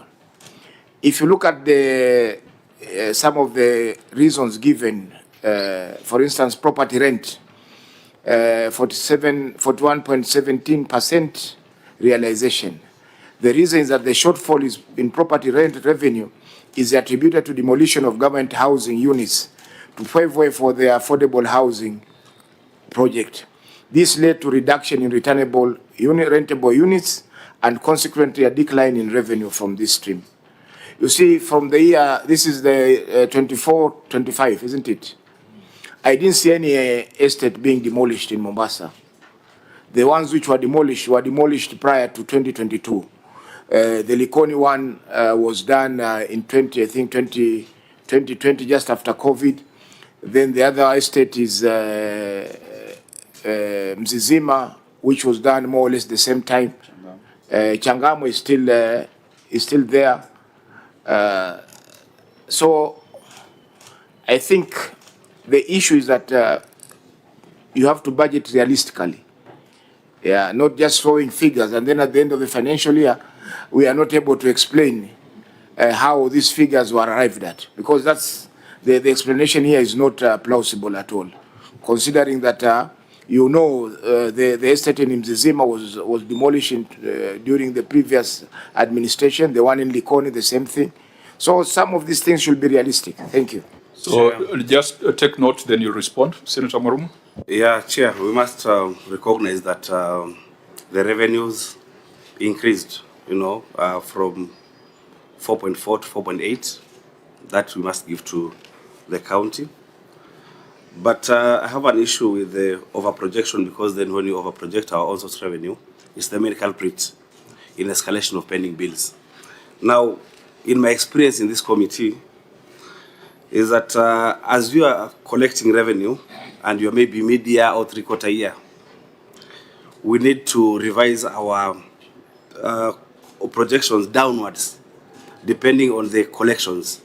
Otherwise, if you adjust upwards, and then you end up collecting less, then again our escalation of pending bills would still continue upwards. And I think what should happen is, as we audit through the year, and you look at how we are collecting, all the revenues are streaming in, then we need to adjust downwards and leave out some projects so that we have less pending bills at the end of the year. That is the advice that we give to governors, that don't again increase, adjust upwards, yet we know whatever is coming in might not meet the target. Governor? Chair, I take the advice of the Senate with the seriousness that it deserves. It is true, we have been maybe overly ambitious in our planning. But we usually, the team does meet, gives me a brief on SES, what is the revenue stream, each and every one. And I said this because I know this might end up being the whole subject of discussion. But one of the major revenue streams that has actually been dropped in this is the revenue stream on Mira and Mogoka. Mombasa made a very, very deliberate social judgment to actually state that the vice that Mogoka and Mira is providing to our people is a challenge. In the process of that, we went to court. I think I've never been taken to court more than that. I've been taken to court by about 9 times. We threw this to the public because only one court ruled against Mombasa, and that is the court that actually where Mogoka is from, coincidentally. So a decision was made, and we made a very, very valid decision to change the tariffs that are there. It has caused quite a number of people to be changed from where they're meant to be within the county government of Mombasa. But if we go back and say that, start reducing the figures of Mogoka and Mira from the SES, because of the roads being built and also because of the bypasses being put up and everything else, there has been this particular one. What has been happening is these traders are now waiting out of Mombasa and putting these in small vehicles, and then they come into Mombasa. Let me rephrase this, because Mira actually Mogoka was one of the largest earners on SES. But we had to make a conscious decision And I'm stating this again, Chair, with the hope that that is not the narrative of today's whole meeting will be. That is what I was really holding back on stating one of the major, because when you look at the item, CES is totally digitized. When you look at the items, people are still using tomatoes, people are still using all the other issues that are there. One of the things that we are currently doing is we have put in an automated gate system as well on our market, where anything that goes into the market, there's going to be a reading whether that particular vehicle was able to pay for cess or not. One of the other things that we are doing is we are in the process of setting up 300 cameras, and I'm glad it had been a challenge for a while because of communication between the service provider. Kenya Power had to put in power in all these poles, but we have CCTV currently, and we're hoping we're going to be launching this by next week, which is going to have both number plate recognition, so we can be able to see which vehicle has not been able to pay cess. The CCTV is going to be linked as well to the cess collection system, so that if a vehicle has passed and it was not picked at the cess point as well, we can now be able to know. These are some of the things that we are trying to do. But when you look at the nitty-gritties, Chair, when you look at the nitty-gritties, when a projection was put into place, with the bearing in mind that the Mogoka Mira will be this amount, and we're not receiving the amount that we're actually meant to be receiving. In fact, we were ready to forego and forfeit the whole thing. If you look at the nitty-gritties, that may bring a lot of trouble. Just on that Mira and Migoka. And that's why I said I was really holding back. Yes. I was really holding back. I was thinking that 24-25, by the time you're doing your projections, you'd already pronounced yourself on the issue of Migoka in Mombasa. Yes. By the time you're doing these projections, I'm assuming that you're saying I've forfeited revenue stream from Mogoka. So it's not part of this. No. As Governor says, but the case, Governor, let me the help court case was before this budget. Governor, let me help you. As you've said, we don't want the report to be that your revenue dropped because of Mogoka. Which, by the way, is not a problem for me. As the county government of Mombasa and as the governor of Mombasa, my conscience is extremely clear but let's look that at we the would numbers. rather not have that money. Receive of revenue. When you break down cess, we can see that quarrying, sand, gravel, and ballast extraction fee, there's a specific amount there, 519 million. And I think that is what would have been affected by the road construction. But there's another Are you saying stream. Mombasa is getting 500 million from sand? 500 million. And Gitu is getting 4 million? Yes. So now let's go to farm produce. Speak to me nicely. Because you've talked about the tomatoes and the vegetables. Receive of revenue, what, under farm produce, horticulture, what is this? Where do you collect this from? Is it from the markets or the trucks that come to? It is actually considered, it is the normal word that it is actually used as is cess. But the actual word should be actually drop off. No, it's separated. It's separated here in the financial statements. And in your financial statements, you have reported 262,000, which means you're collecting 720 shillings a day. So what is this? No, we're actually collecting way more. When it cess is being collected way more. You have reported 720 shillings a day. Maybe you might want to, Chair, to give me the page that which you're referring to. The note to the financial statements that breaks down cess into farm produce, quarrying, livestock certificates, fish farming, and others. Because, Governor, if you don't ask these questions, and if you don't prod you to ask these questions, people are going to run rings around you. Chair, if I'm not mistaken, this is for produces that are actually grown in Mombasa. We don't have any farms within the county government of Mombasa. So you collect 720 shillings a day? It is on average. We actually only have one area in Mombasa that does farming, and even that farming in itself is in such a minor element. And this is the area of Mwakirunge that does a bit of Governor, farming. no, I think let's focus, and that's why I keep referring you to the notes, because For sand, gravel, and ballast extraction fee, that's separate, 519 million. But for farm produce, you are talked of drop-off, something like that. And we know, even in Marikiti, we know that there's a way the Kanjo levy something. Yeah. Or when you come with their onions or tomatoes or whatever, there is a fee that is paid. So what has been reported here of 262,000 indicates that on average you're collecting 720 shillings a day. Is that No, practical? that's either, and that's why, Chair, I want to state it now here. Either that is misreporting that is there, and I will have to take responsibility with my team on that particular misreporting.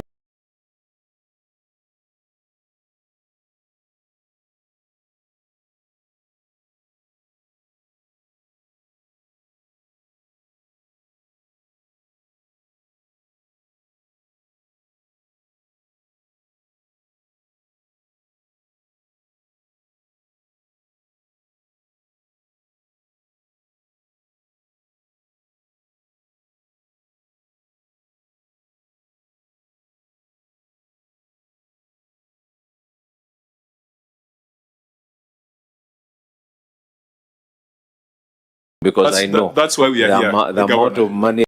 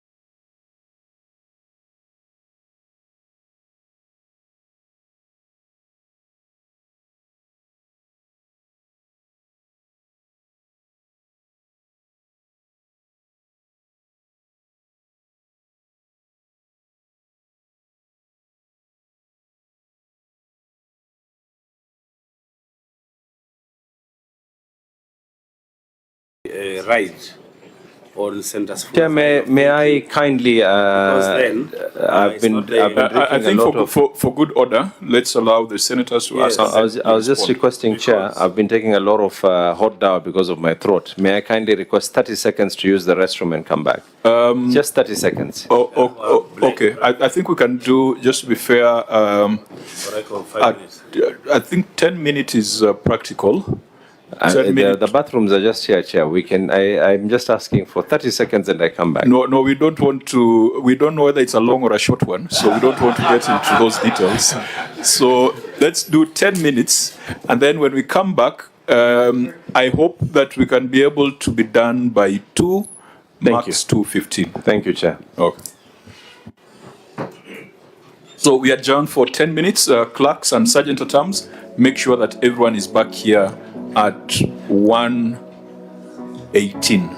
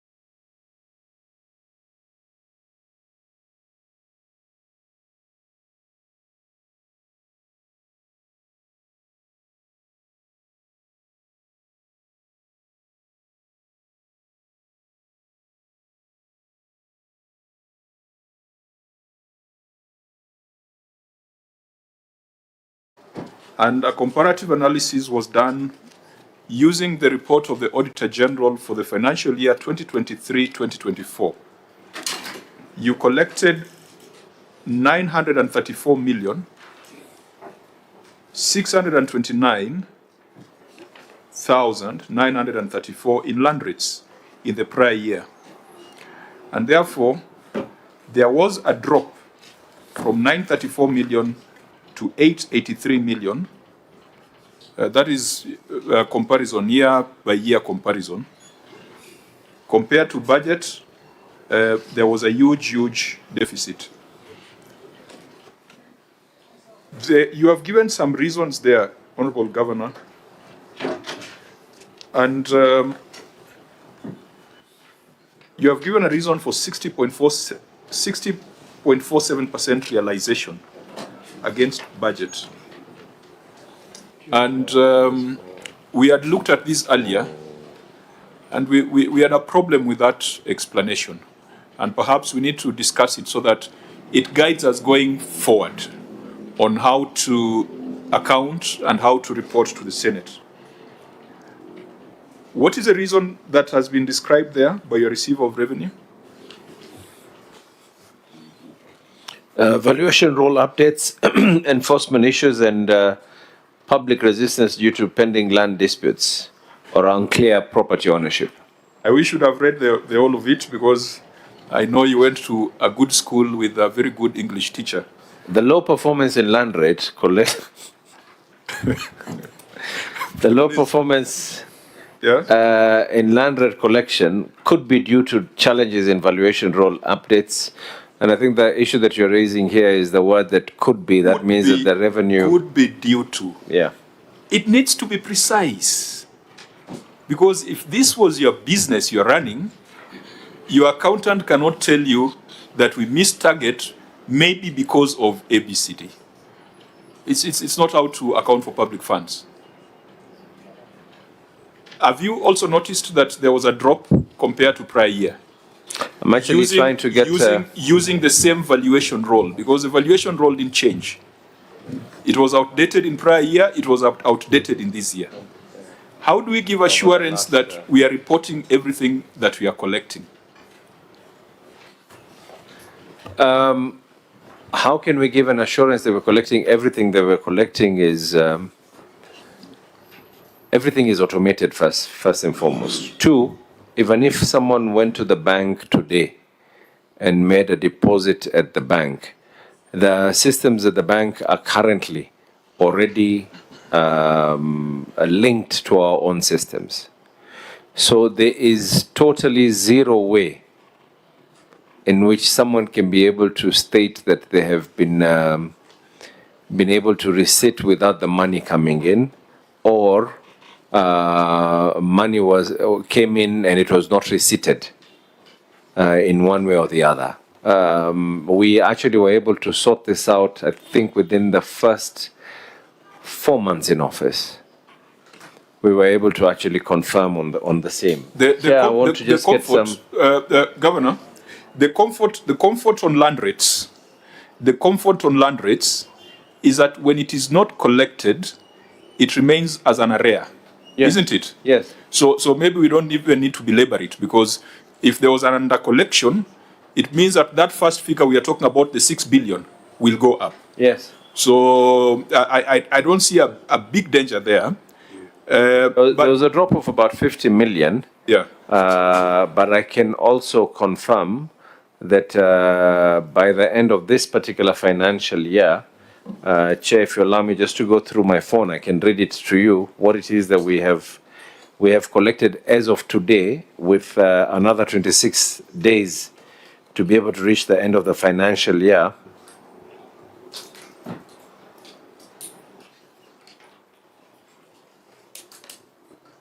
As the governor reads, Auditor General, am I thinking along the right lane that if they don't collect the rates, it remains as a receivable? That's correct, Chairman. Okay, so... As the governor is looking for the document... it's just something I was reading. It's what we have been able to collect as of yesterday. and we still have 26 more days to be able to meet this particular, we have collected about 880 million shillings. Against what projection? Of course, the projection is as per what has been reported, but what we are doing right now is at about 880 million shillings. So, Chair, question? Also we needed to get mitigation measures on the challenges that necessitated the low performance. For example, if it's an issue of valuation roll updates, which valuation roll are we using? Have we then updated it so that we can have that comfort that this will not be an impediment to underperformance? The other one is there are enforcement issues. What is the nature of the enforcement issues that were there? And so in mitigation, what have you done to make sure that enforcement is done? Chair, as you say, that if that money is not collected this year, it will be collected next year. But when you delay in collection of money, then there would be services that would be missed out. So maybe in mitigation, briefly, Governor would want to hear what you're doing so that we can mitigate in these challenges. We could take a comment from Senator Faki. Chair, one of the other aspects that maybe the governor doesn't want to talk about is this invasion of land by squatters. Because a squatter doesn't pay anything. I, as a landowner, for instance, I'm obliged to pay rates. But if my land is invaded by squatters, they put up structures, okay? The structures have an approval from the county government. No. There's no way. Just a moment. No. Hear me out. No, just allow him to. Just allow him to. Okay, allow him to finish. They have an approval from the county government. If there's no approval, then there's acquiescence that I cannot, the county government has allowed in a way that structure to be constructed and completed and people are residing therein. So I, as a landowner, don't feel the need to pay the rates because my property is not protected. So was it a unique problem in that financial year? Because then it should cut across. It wouldn't explain that financial year. It's an ongoing. Okay. It's an ongoing. So that could be one of the factors that people are saying, I can't pay rates when my land is occupied by some other people. Could be what they have stated here as unclear property ownership, isn't it? Not necessarily. It's not necessarily. Okay. Yes. Chair, what my able senator is talking about is something that is not just unique in Mombasa alone. One of the major challenges that the coastal region has faced is issues to do with land. There's two types. Of course, there are those genuine squatters, people who actually have lived there, they've buried their loved ones there. And then, of course, there are those ones now who actually invaded. And with today's technology, you can easily be able to tell. With Google Maps, you can actually be able to tell by this state, this is the status of the land, and this is how the status of the land is now. However, the reason why these particular buildings were not done, in fact, it is one of the things that we are working on now. When you apply in our system for building, first of all, it has to have that title deed. Two, you cannot be able to get a clearance to build unless your land rights are cleared.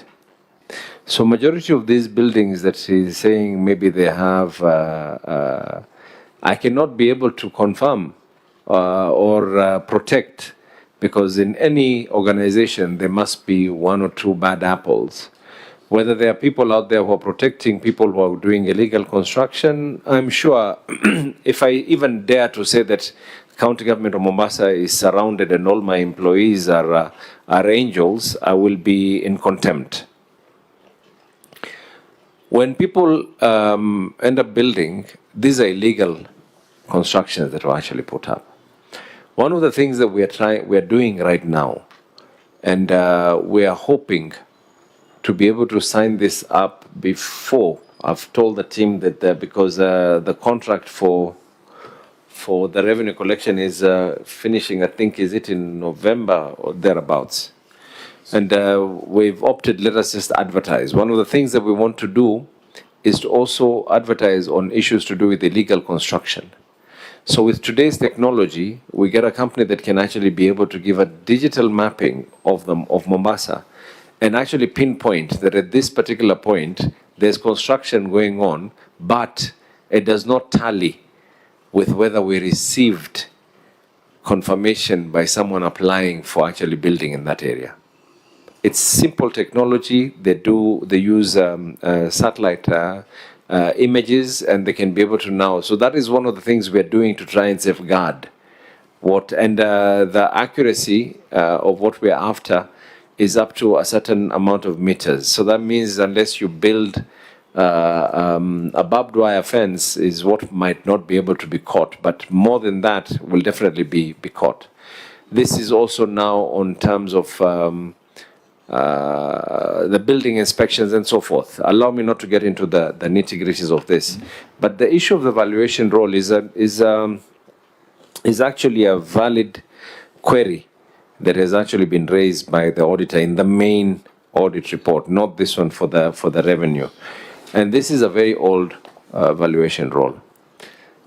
Chair, we were taken to court by 6,000 cases. Yes. We were taken to court, there were 6,000 cases where we were taken to court. And the people raised many issues. A lot of issues were actually raised.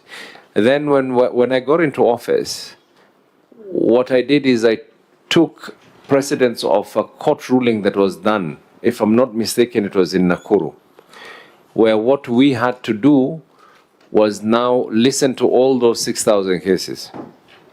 I formed the whole, there's a panel, is it the Land Valuation Court? Thank you, Senator. And then now it was even challenged again that the Valuation Court has to be validated by the Chief Justice. We got the Chief Justice to actually evaluate that Valuation Court itself. But the process is not as easy as a walk, especially in an urban area. And one of the major reasons, Chair, why this has been raised with a lot of objections is the issues that I raised earlier. When someone had a property 20 years ago and they actually sold that property 20 years ago, then there were many titles that were registered with the Ministry of Lands and the Registrar of Titles, but then those titles were not registered to us. So when people started seeing their names popping up, that why am I being told that I have land and I don't have land? These are some of the cases that were actually filed. So with that, one has to come before the other. And it is our view that with the digitization we want to do with the County Pension Fund, which we have already signed off with, it is our view that if we are able to do that, then it will be a win for Mombasa on this. Even the valuation will be faster, more efficient. In fact, the current rating act that was passed by this very house, if I'm not mistaken, talks about a valuation role has to be changed every 5 years. Every 5 years. There's also another issue that is there, which is, again, in relation to the valuation role.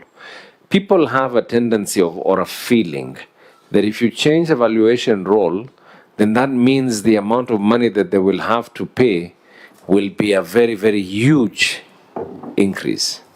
Vis-a-vis, our argument is that you can always reduce the percentage paid on a value of a property. But this is public participation that can only be done once we have done the proper digitization of this.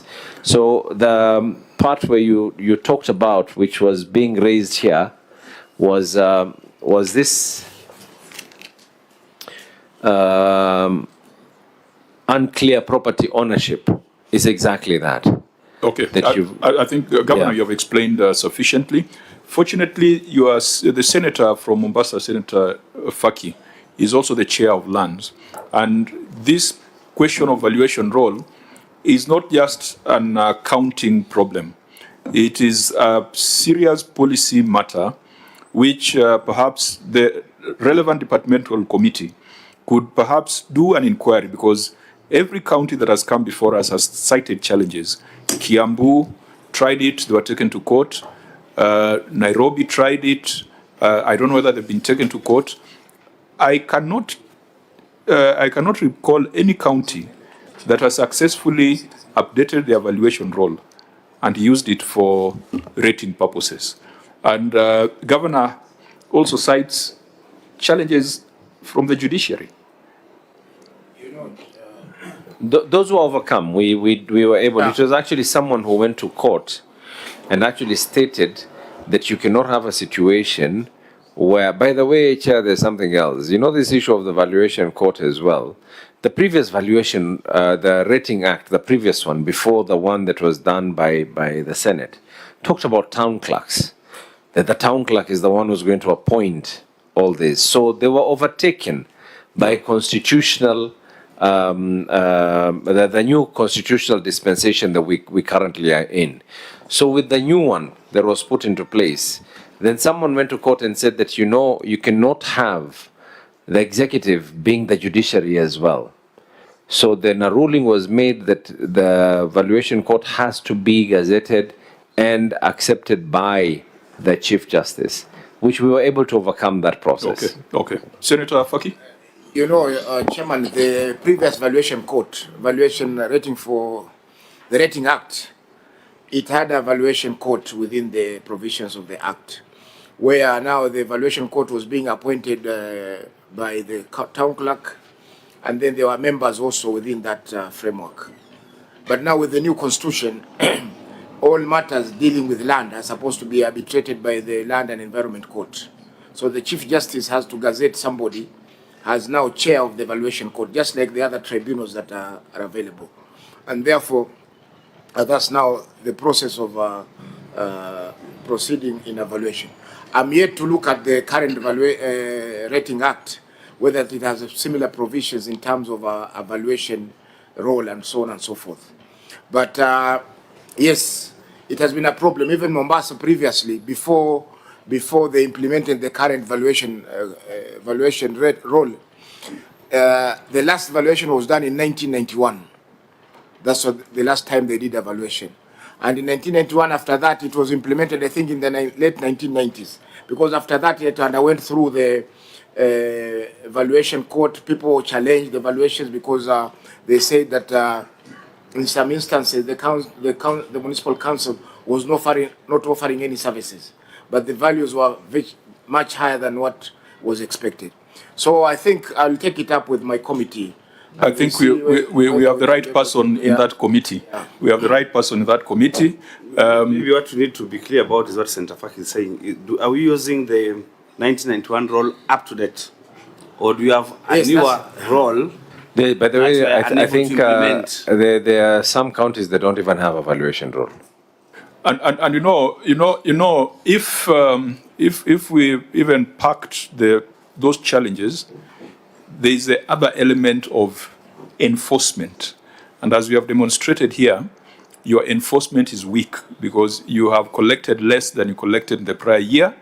Thankfully, it remains as, you call them non-exchange transactions, receivables from non-exchange transactions that will be carried forward in subsequent years.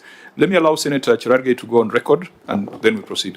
Chair, thank you. I've been following online. My apologies for coming late. I was dealing with COG Chair in another committee over other matters of VCD.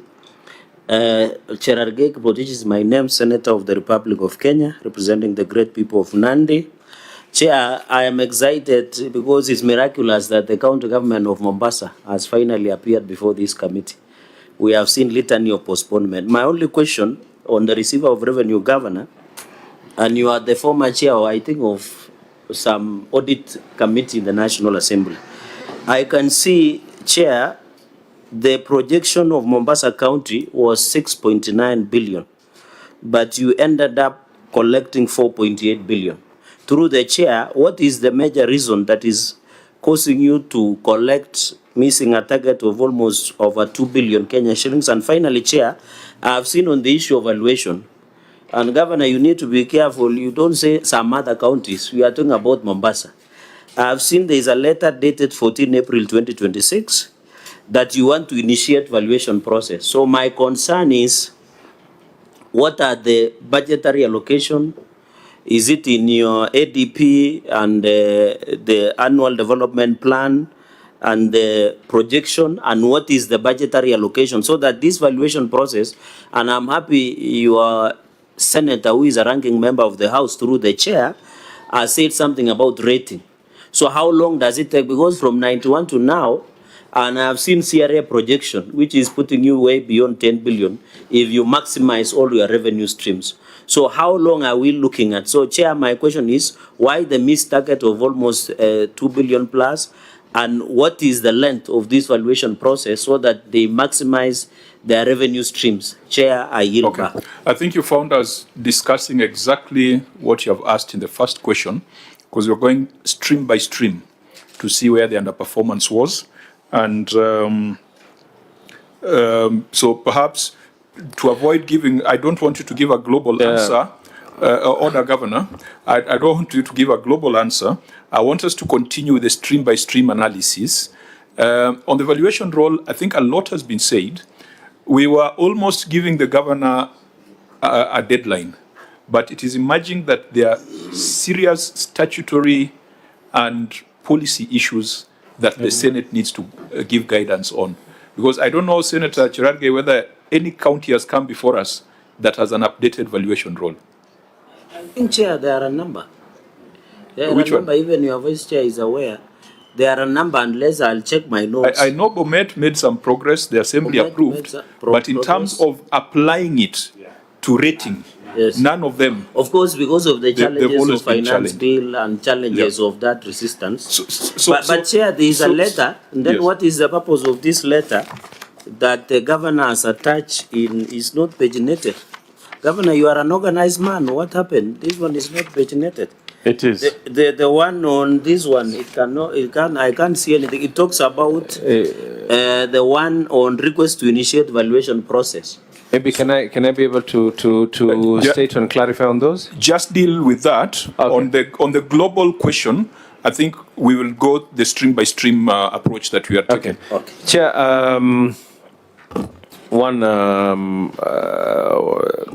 the Senator Cherargei raised an issue of a letter dated 2026. Anyone who is appointed by the governor or any has a time frame and a time limit. So this is to initiate finance. We're actually asking. The letter that he's referring to is from finance going into an internal letter from finance going to the Department of Lands, telling them to initiate. The fact that the team that was there before, the valuation role that was there before, its time had already expired. I started by stating this, and I would have really hoped that that would have been here, but it is something that we can be able to avail, communication between ourselves and the Chief Justice, appointment letters, gazettement of that valuation role that was there. But when you're taken to court and then these cases are literally in thousands, my view is having looked at what were the major issues that were there on matters of the court cases that were being presented. You had a lot of people stating that you're putting me on a valuation role when actually this is my late father and is no longer there, or this is something that I no longer own. So the only way that this can be done is through a proper digitization where we can be able to... I think, Governor, leave it. You are repeating what you had stated. We'll bring Senator Cherargei up to speed. Because you in fact, I wanted to ask you, you had already put that on record. Cherargei said No, let's proceed. Let us proceed to the next stream. Yeah, on similar vein, just with your indulgence, then why would you say submit a valuation report if there are those legal and policy challenges? Then is it frozen at that point? No, I think we are the ones who have come to the conclusion that it is such a broad matter that if we put a specific governor on a specific deadline, they'll find that there are statutory issues, there are problems at the judiciary, some gazettement regulations that the judiciary is supposed to undertake. And this is a matter that we are now asking the Lands Committee to deal with substantively. Allow us to answer your first question, to go to the single business permit stream. Again, Governor, your budget was 967 million. You collected only 51%, 494 million. And compared to prior year, that was a drop of 105 million on single business permit. Can we first see the reason that your receiver of revenue gave? Chair, may I read these reasons and also give you the other reasons that are also well known to me? Yeah. Let's first read the reason. Okay. The reasons is the revenue stream underperformed, possibly due to reduced business activity. Again, they've used the word possibly. They're not definitive in their... And you agree with me that it's a problem? I'm in agreement. Weak enforcement mechanisms or delays in permit renewals. Now, let me just explain, Chair, the true... Proceed. The county government of Mombasa signed a contract. We advertised. We realized we have a system. This system was actually developed by the World Bank. The system that was developed by the World Bank is very static by nature. Static in the sense that all someone has to do, and by the way, not saying that it was a bad system, it was an excellent system. It has served the county government of Mombasa for a long time, and it served Mombasa very, very well. But the thing is, it was dependent on someone doing a self-analysis that I'm analyzing myself, and I'm filling in the details, and I want to be able to get my SBP. Then what happens thereafter is we now have to have a situation where at the end of every year, someone does an auto-renewal. Then you have people who are now moving, going around and knocking on doors and saying that, where's your SPP, where's your SPP? This was good then, but now we have technology. So what we advertised for was the mapping of the whole of Mombasa.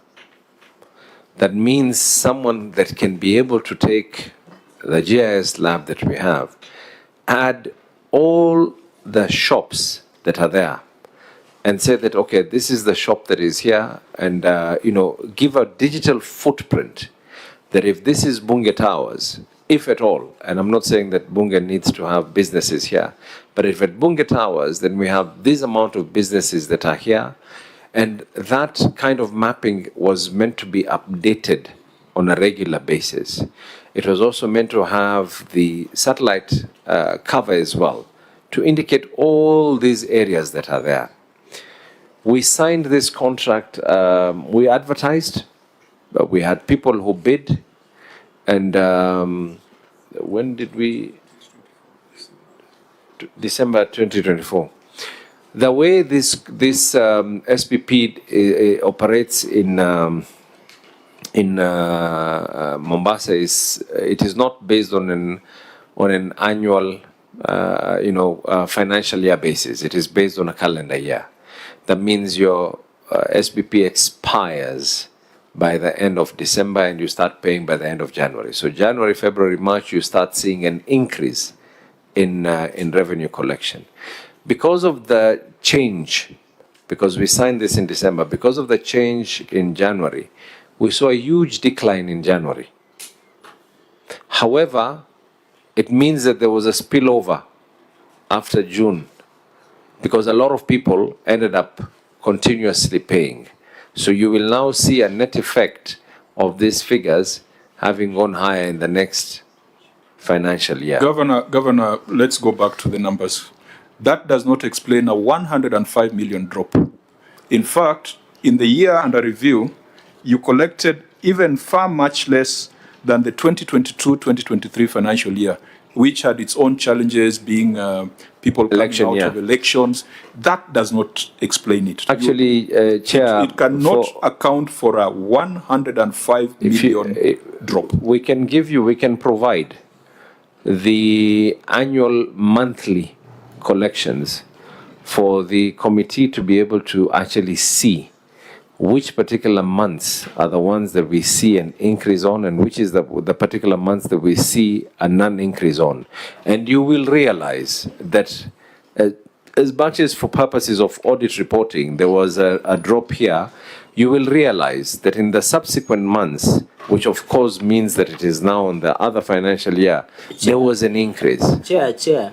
Senator Just on a procedural matter and in the interest of time, can I agree with you? Can the governor be specific? There was a drop of 105. Can he say maybe 10 stalls were closed or some revenue officers did not collect?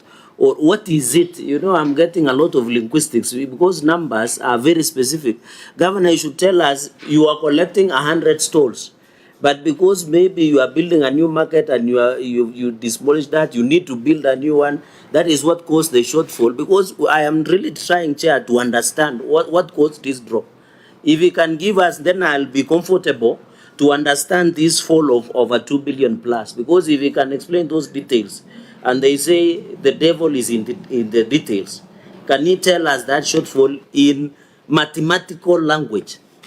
And I think it's not unfair what Senator Cherargei is asking, because there's someone in the PFM Act called the Receiver of Revenue.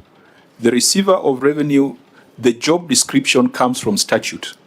It's not drafted by the County Public Service Board. It's in the Act and regulations. The Receiver of Revenue should be able to explain, not to speculate that it was possibly due to A, B, C, D.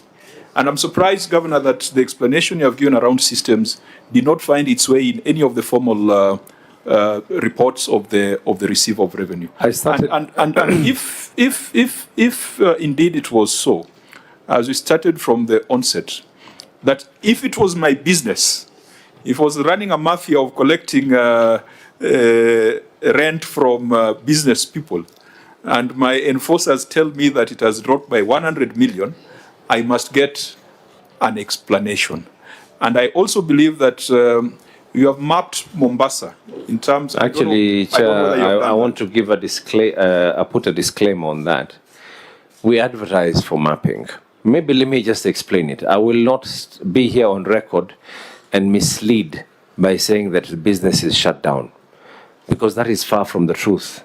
Though that's the reason that we are having on the record here. I'm repeating again, Chair, this is something that I will be handling with my team, because data from the Kenya National Bureau of Statistics, data from the tourism sector, data from the transport sector, all indications. In fact, I'm also proud to state that one of the things that this government was able to do was reverse on the issues of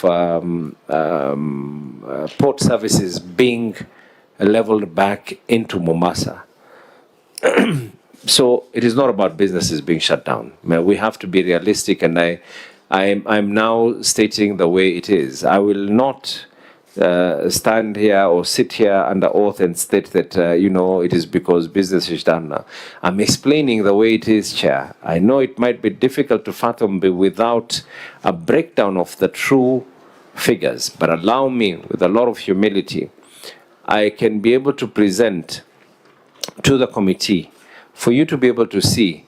We had January, which was meant to be one of our highest months, had one of the lowest, because of the transition into our hopeful new system that was actually meant to give us an increase because of the mapping. I also want to put a disclaimer as we sit right now here, because I know that I will come back here and you will ask me that question. I have tasked the team from finance, the Receiver of Revenue, the CEC as well, that they need to put to task this company that was given this role of actually doing the mapping.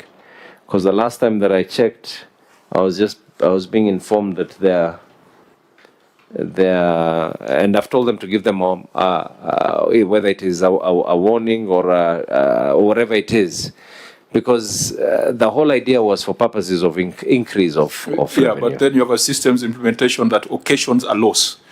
It did not occasion a loss, Chair. I want to now state it again.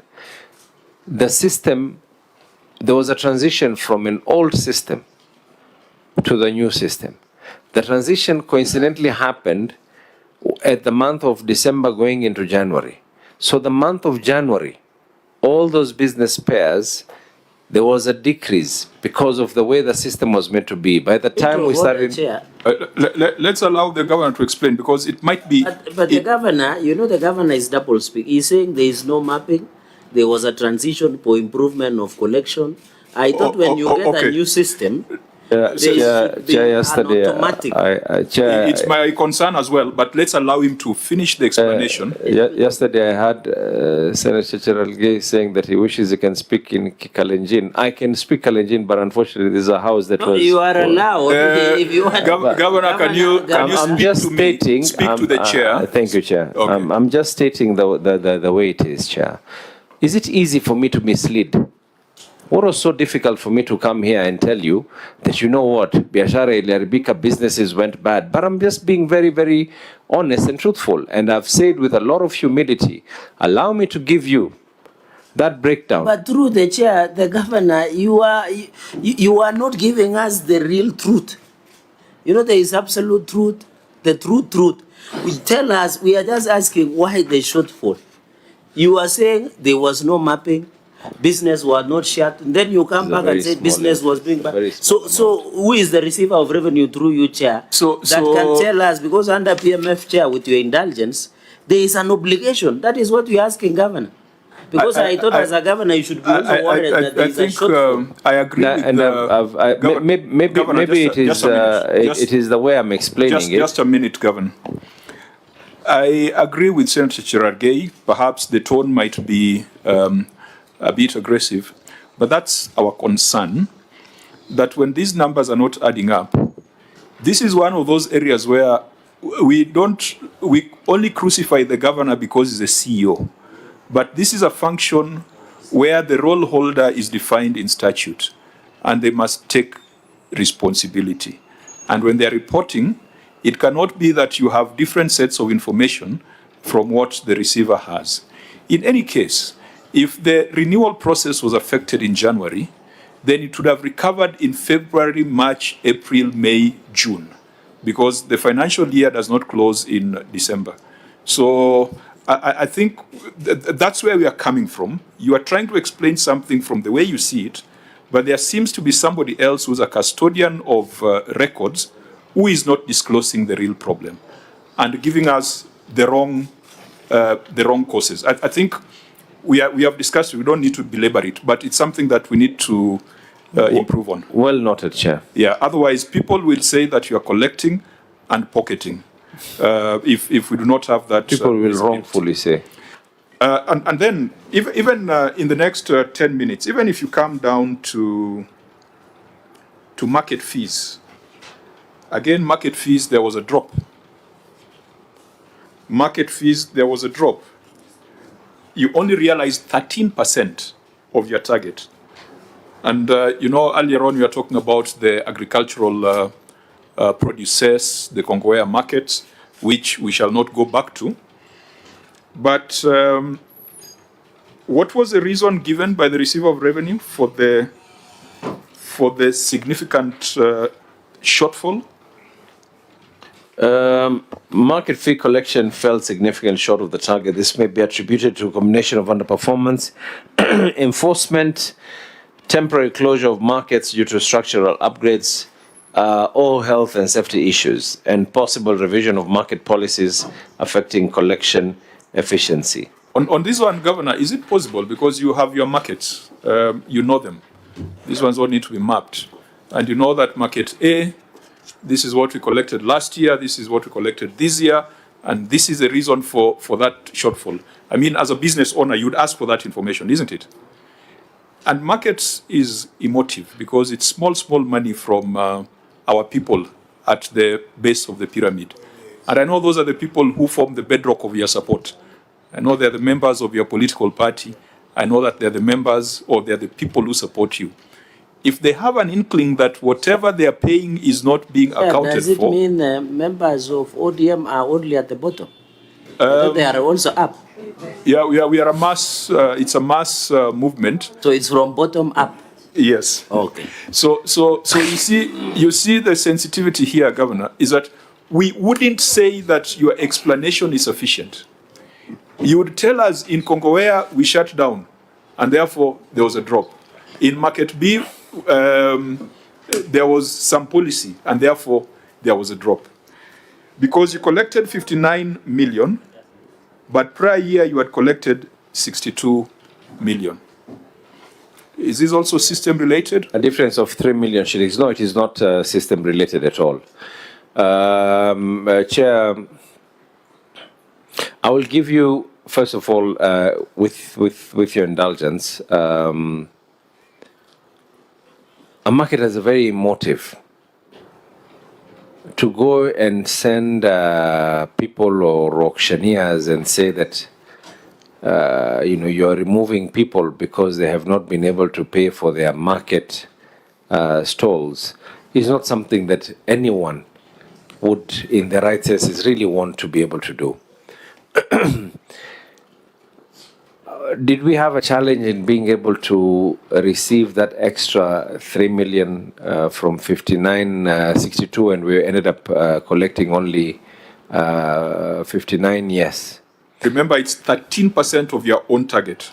That 59, it's 13%. Yes. Yeah. And the target is always based on many factors, including the fact that what is the space that we have out there, what is the capacity that we can be able to do. There are two issues, Chair, that we want to be able to try and do. Again, this is futuristic. It will not be able to cure the fact that we were able to collect less last year. One of the things we tried to do when we got into office, and which has prompted us to do the second option that is there, we tried to find out who are the true owners. Who are the true owners of those stalls? Some of those stalls were given to individuals from the time of municipal. Figures and pieces of papers that have since gone missing. It is for you to actually be able to know who is the true owner of a stall here is as good as it's really as good as impossible. And Chair, with your indulgence, I have a problem. Just with the indulgence. Senator Cherargei, what's the point of order? Governor, it is the issue of governance and leadership, because you have been in office for the last 4 years. This is your third financial year. I thought if we were in year one when you took over, and I know you took over from a friendly county government, I thought these are basics that you should have done, because what you should be telling us, and I agree with you, is maybe you don't have enough revenue officers who can go out. The issue of management and structure, because you have receiver of revenue here, you have town managers, you have people who are in charge of those stalls. We are not saying you should be there personally, because that is not how the government works. It works by power delegation. So if you are telling us that if somebody was given a space in Kongowea market in 1960 to their grandfather, by the time you go and look for them, by the time that will be 2030. So, Chair, I think, Governor, just be truthful as you have said. What is the real problem? Is it poor governance by your town managers or the administrators you have who runs these market stalls, or is it lack of revenue officers? Do you have a challenge with enforcement? And every Kenyan, I want to defend Kenyans, every Kenyan know that they have obligation to pay. Even if this shortfall of 3 million, even if they are supporters, they know by the fact that I have stole XY, I must pay for the service of using this. Because they know if they don't through the HIV, they don't pay for that service, they will not get a service where you give them sanitary, water, electricity, and other factors. So what is the real challenge, Chair? Because from me, Chair, where I sit, and I wish the Senator of Mombasa would be listening to this, is the issue of governance and leadership. It is not even about collecting, because if you hear what... So does it mean the previous county government did absolutely nothing by ensuring that you have updated collection form of register in markets? Okay, before you respond, no, you might not want to touch your brother. It might give you some political problems in Mombasa. Order, Senator, but can you be truthful? Order, Senator Cherargei. With your indulgence, just a minute, Governor. I'll allow Governor to respond. Because of time, the Senator Faki has another critical engagement, yes, but he wanted to make a comment. Yes. But even us, we must wind down this meeting in the next 10 minutes maximum. Chair, first of all, I want to say that Senator Cherargei is out of order for implying that the governor is not truthful. He has sworn to speak the truth, the whole truth, and nothing but the truth. Agreed. On the issue of markets, I'm aware that some markets have been closed. There's a market at Shikadabu on the road, which was closed because of poor, what we call poor uptake of the stalls. Yeah. There's another market which has been constructed in Chani, which has not been operationalized. It has been there. It was built by the late Ramadan Sef Kajembe when he was the area member of parliament, then subsequent takeover by the county government, but it has not been completed. It's just a matter of putting in people, painting and putting in people for people to work and maybe earn a living from that market. What I want to say is that maybe there are some weak supervision by the enforcement officers, and some of these things have to be acknowledged, because you know, as a governor, you cannot be everywhere.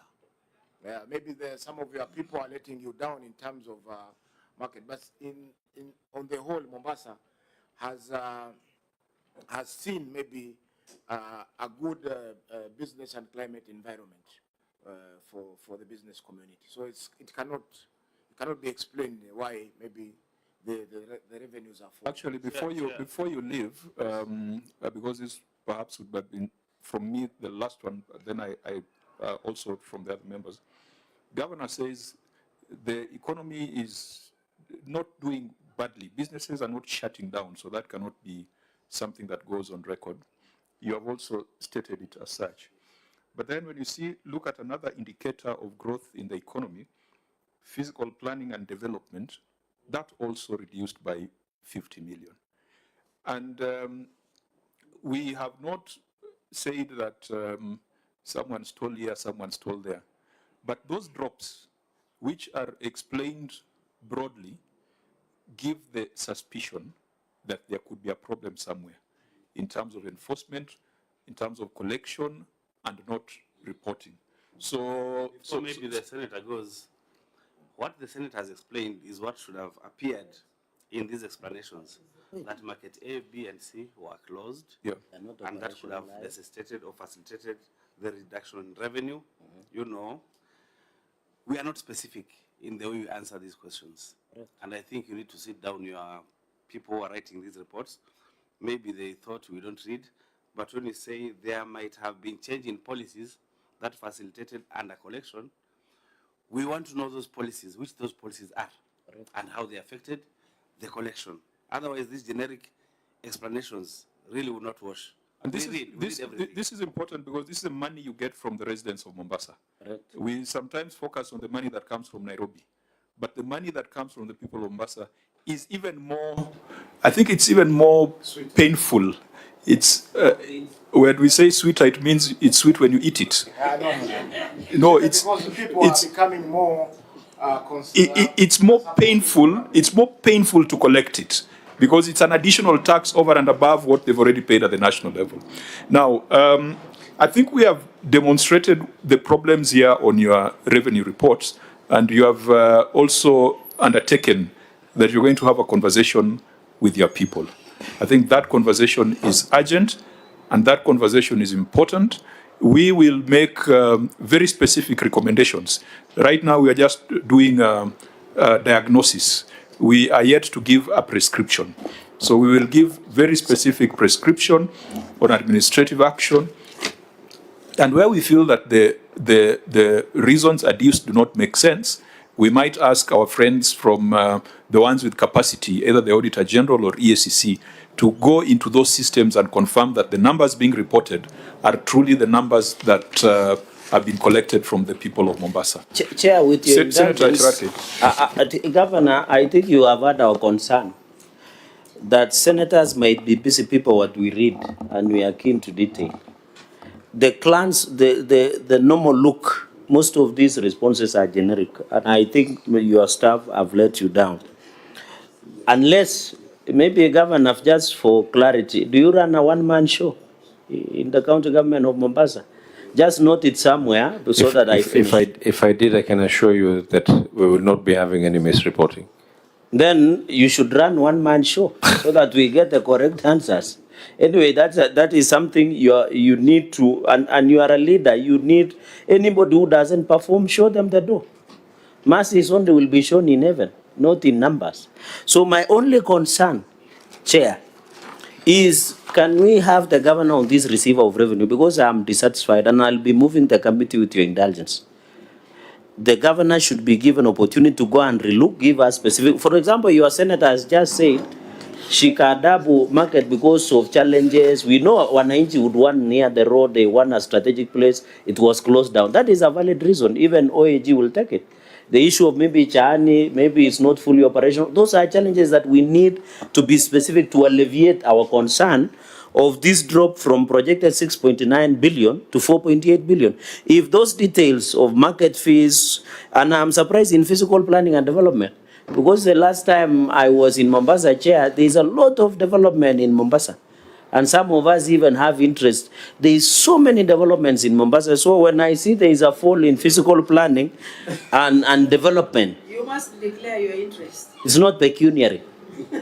It is development of Mombasa County. Yeah, I think it's a fair observation. It's a fair observation. You go to Nyali, you can see. Yeah, you can see. An upsurge I know, of, Chair, maybe activity. Nyali is your favorite sport. Maybe. No, I can't. I don't know why did you mention Nyali. So, Chair, I don't know what happens in Nyali. I only know Mombasa town. So, Chair, my only concern is when there is a drop in physical planning and development. If today I come to Mombasa and tell people we are not collecting money, they will be shocked because they are seeing buildings everywhere. There is affordable housing and many other things that these fees, unless you are waiving some of the national government projects, you can give us a reason. For example, under affordable housing program, maybe with your partnership with the national government, there are some fees that you waive or something. So, Chair, I think the explanation of shortfall of over 2 billion, missing the target, has not been addressed. And with your indulgence, I would move the committee that as we retreat to write our report, can we give time, Governor, to go and give us specific answers, and then we can come back and allow him to give us now the absolute truth. Thank you, Chair. Can we shape our like this as like the last question to the governor? Yes. Because of you know, time. you had ruled that we would finish at quarter past, and we're already there. But before you end, maybe let the governor tell us how they manage the hospital fees and the public health services fees, because in terms of comparison, there was a reduction in public health services fees from 1.1 billion, 49 million, but there's no comparison 2023-2024 for hospital fees, and yet we had 1.4 billion. Maybe we need to just get what happened and how you're managing that revenue. Okay, again, Governor, there are very huge variances, but I think... Chair, with a lot of indulgence, I'm not doubting your capacity on how you're chairing, but I think it is only fair. The number of interruptions does not give me an opportunity as well. No, that's why I've directed that those be probably the last round of questions. I'm more than willing so that you are able to if the senators want, because the beauty of a question is to get an answer. You might not be able to agree with me, but then that is the whole essence. But if we are going to interject each other, and Cherargei, you're right, I also chaired the Public Investments Committee, and I also had to one too many times put members in order that it is only right for someone. I think, Governor, that's sufficient. This is what I was saying. Your information, Senator allow me to chair has been the chairing meeting.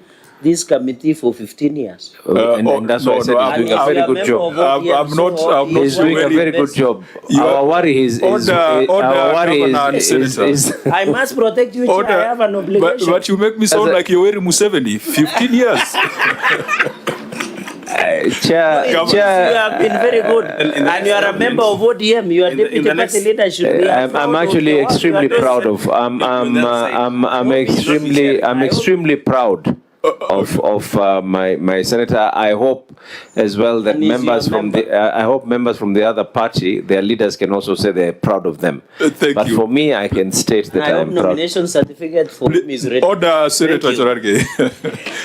Governor, Chair, allow me just to be able to take. Let me explain some of the issues, and because this goes hand in hand, the issues of physical planning. If you look at the amount of approvals that were actually done, if you now go back into the nitty-gritties, how many approvals were actually done over the number of years, you will see that the approvals have actually gone high. Our plan probably was that, instead of buildings being built 30, our hope was that there will be 30, I'm giving an example, 30 buildings to be built in a certain area. There's a possibility that instead of 30, developers opted to do 26. It does not mean that last year they did 30 and they dropped to 26. What it means is that what we were anticipating was not as high as we thought, but it does not mean that there's a decrease. Actually, if you look at it in terms of the number of developments have actually increased. Two, Mombasa can only be able to grow up to a certain level as well. Right now we have another crisis where people are talking about all these high rises and all that we're doing. That is a conversation that we are working on an internal basis. The issue that I did not get clearly from yourself, Chair, you asked about the hospital fees. I understood Senator Marume asked that how do we handle the hospital fees? Even before the Facility Improvement Fund to be made into law, it was always policy by the county government of Mombasa for money for health facilities to be retained at health facilities.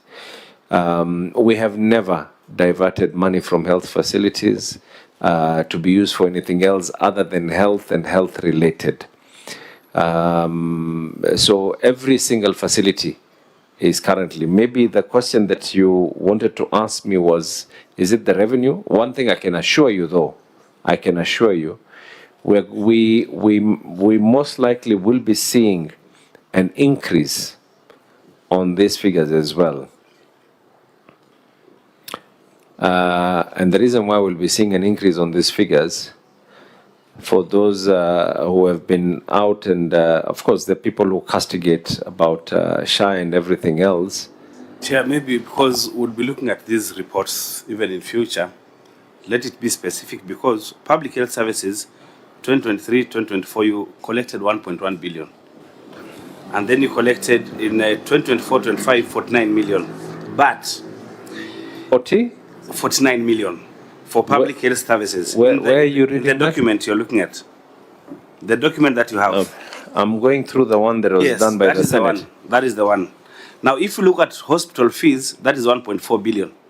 Does it mean you implemented FIF in the year 24-25? We had FIF. FIF was implemented that day it became law. The governor. Actually, the first county, yes. Governor, I can help you. And I don't know why you are technical people are not helping you. It was misclassification in prior year. That in prior year, what should have been hospital fees was classified as public health service fees, which is completely different. So it's a misclassified expenditure. I'm just looking at time. And that's why you carry these technicians around. They should be able to advise the governor instead of subjecting the governor to lengthy explanations. Actually, Chair, I just want to state it here. Point of procedure. No, let the governor speak. Chair, I want to state it here as well, that amongst the figures that we should be seeing an increase on as well will be the one for health. And when we talk about health, it is both public health and clinical services. This is the reporting on revenue is done collectively from your level 2 dispensary all the way to our level 5. The reporting is done in a similar manner, despite the fact that they might be audited differently, but the reporting is reported under one receiver of revenue. And I wanted to state this here. This is the reason why we need to be in support of SHA. No, before you go to SHA, you have CPG, which has always been a problem in your books because you are managing it within the department. It was. Has it now been devolved as a standalone unit? Yes. In fact, and it's got its own revenue and yes, and expenditure the current FIF that we was signed into law does not just talk about cost general alone. It also involves the level 4s. So the last time we were at the Public Accounts Committee, we were able to face the Public Accounts Committee on the same. But I think because the FIF was still very, very new, what we are planning to do right now is we've already advertised and we're enforcing these hospitals with better accountants. Yeah, as much as we need to get them better doctors, but we also need to get them better accountants, because when all of a sudden you see an upsurge in revenue, there could be temptation of doing other things that are not meant to be. But let the accountants not be more than doctors. No. By all means. In fact, Chair, probably the county government of Mombasa has one of the largest database of consultants in the country today. If I tell you the investments that we have done in health as a county government of Mombasa, we're currently building a hospital that I've proudly named Raila Odinga Hospital. It's going to be a state-of-the-art hospital, one of the largest within the coastal region. It's going to be in Kongowea. We're building another one. It looks very nice on the billboard. I think I've seen a billboard of it. I hope for ground itakuwa hivyo. The works have already started. I think the governor knows your weakness. When he mentions Raila Odinga, all the questions disappear. You become smiling.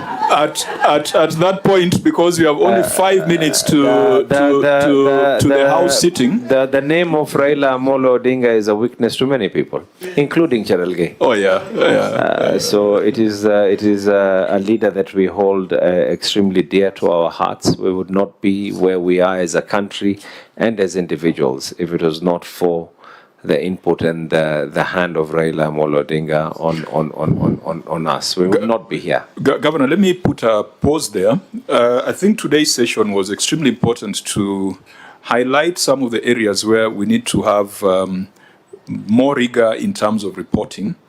Ideally, the Auditor General should have asked some of these questions that we are asking, but nothing stops the Senate from asking these questions. And I do hope that everyone who is in the governor's delegation now knows that if you have a responsibility to provide financial statements, do the right thing. Financial statements cannot be rendered on the basis of possibilities or likelihoods. The numbers are specific. If there are shortfalls, they must be explained, and for every reason given, a number must be attributed to that reason. So the speculative analysis that we have seen in this receipt of revenue statement is completely unacceptable. And I am happy that the governor has indicated that he's going to take action. We want the people of Mombasa to be convinced that when they pay money to the county government for provision of services, number one, that money is faithfully collected and reported, and number two, services are provided in return.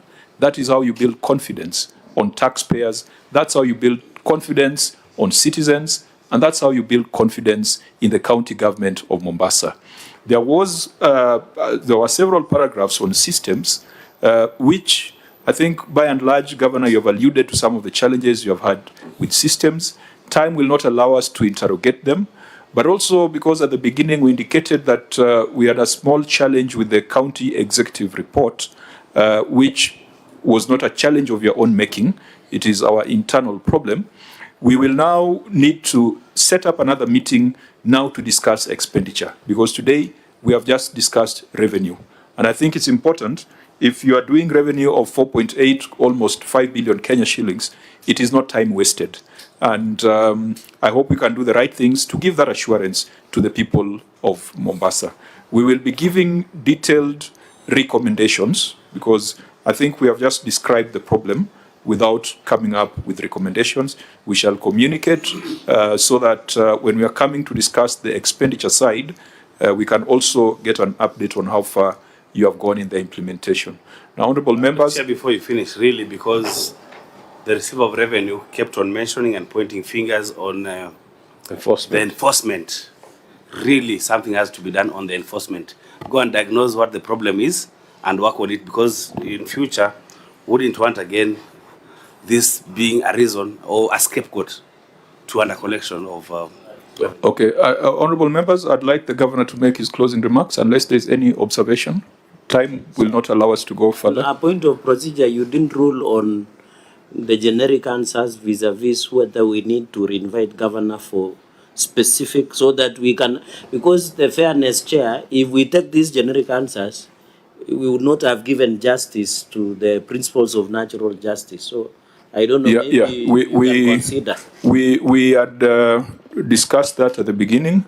On the expenditure side, we have not been able to do anything today. And so we'll have another meeting for the expenditure.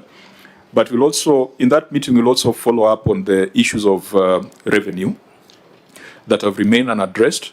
And we hope the governor will also appraise us on the measures that he has taken, be they administrative action, be they policy changes, to ensure that some of the things that are described generically here do not recur in future. Governor, you are closing remarks. Even though, just a second, auditors, is there any challenge you're having with regards to Mombasa? I know you're about to do the, you're about to go in for the 24, 25, 26 audit.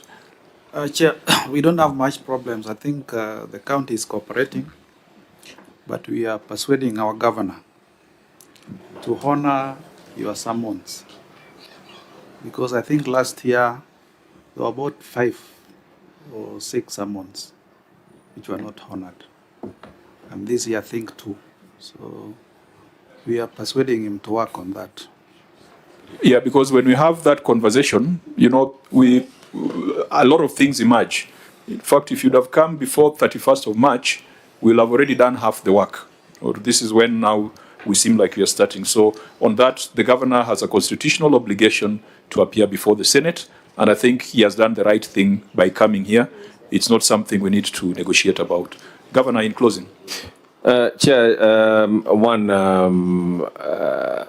the issue of appearances of governors is something that we do not want to start afresh again.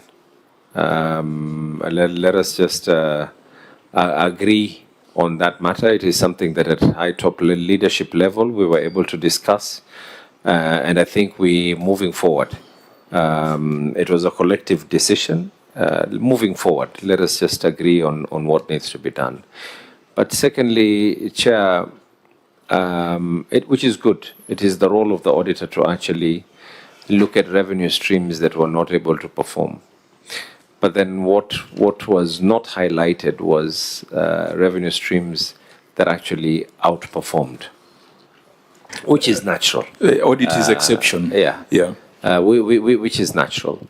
The direction in which the county government of Mombasa is taking is we have to move away from the traditional ways of doing things. It is not sustainable. And a classic example, you asked about physical planning.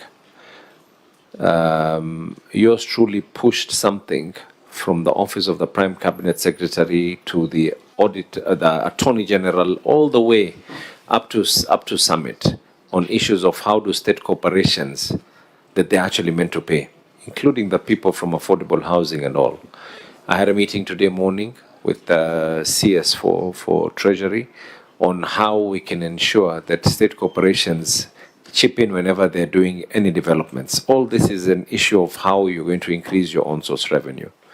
We have an agreement right now that got the blessings of PPRA and got the blessings of everyone else, every legal entity, on allowing Kenya Ports Authority to be able to be a collector of revenue on our behalf because of trucks and all, which we have seen an increase in revenue.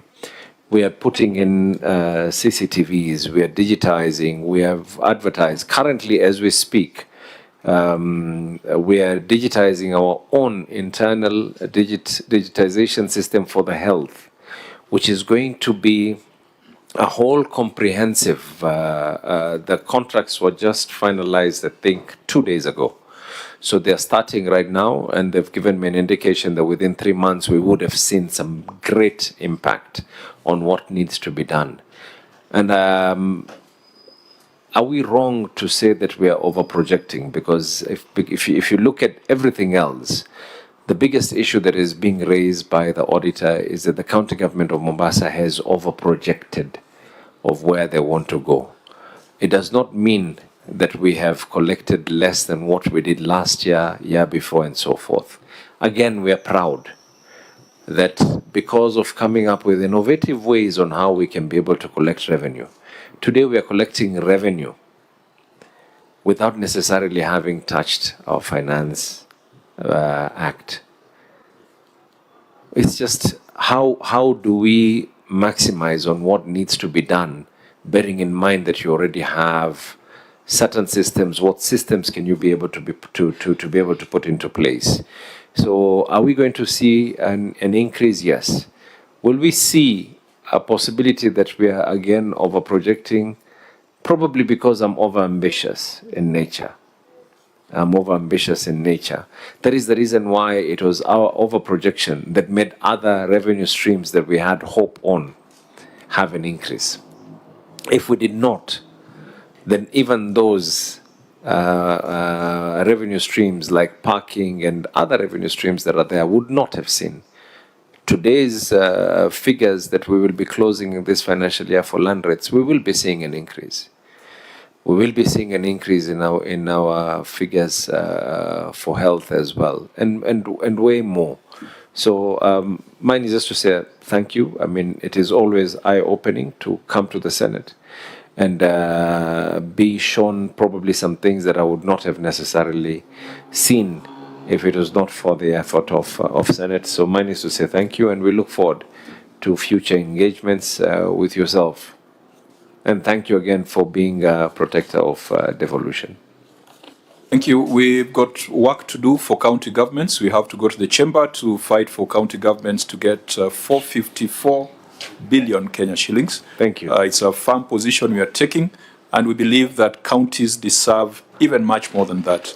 So irrespective of who the governor is, irrespective of who's in office, this is money that goes to the people of Mombasa and to the rest of the counties. I just want to encourage your team that your ambitions should also match that of your governor.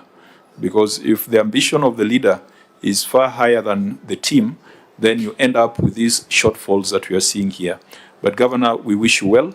We want devolution to succeed, and we would love our second city to be a case study on devolution. We would like people to come from Cape Town to figure out how Mombasa did it. We would like people to come from Kampala to figure out how Mombasa sorted out waste management. We would like people to come from Dodoma to figure out how Mombasa sorted out issues of youth unemployment. And we will work with you, hold your hands. Where we can advise, we shall advise. Where we can push for additional funding, we shall do so. And where we have to correct, we shall correct.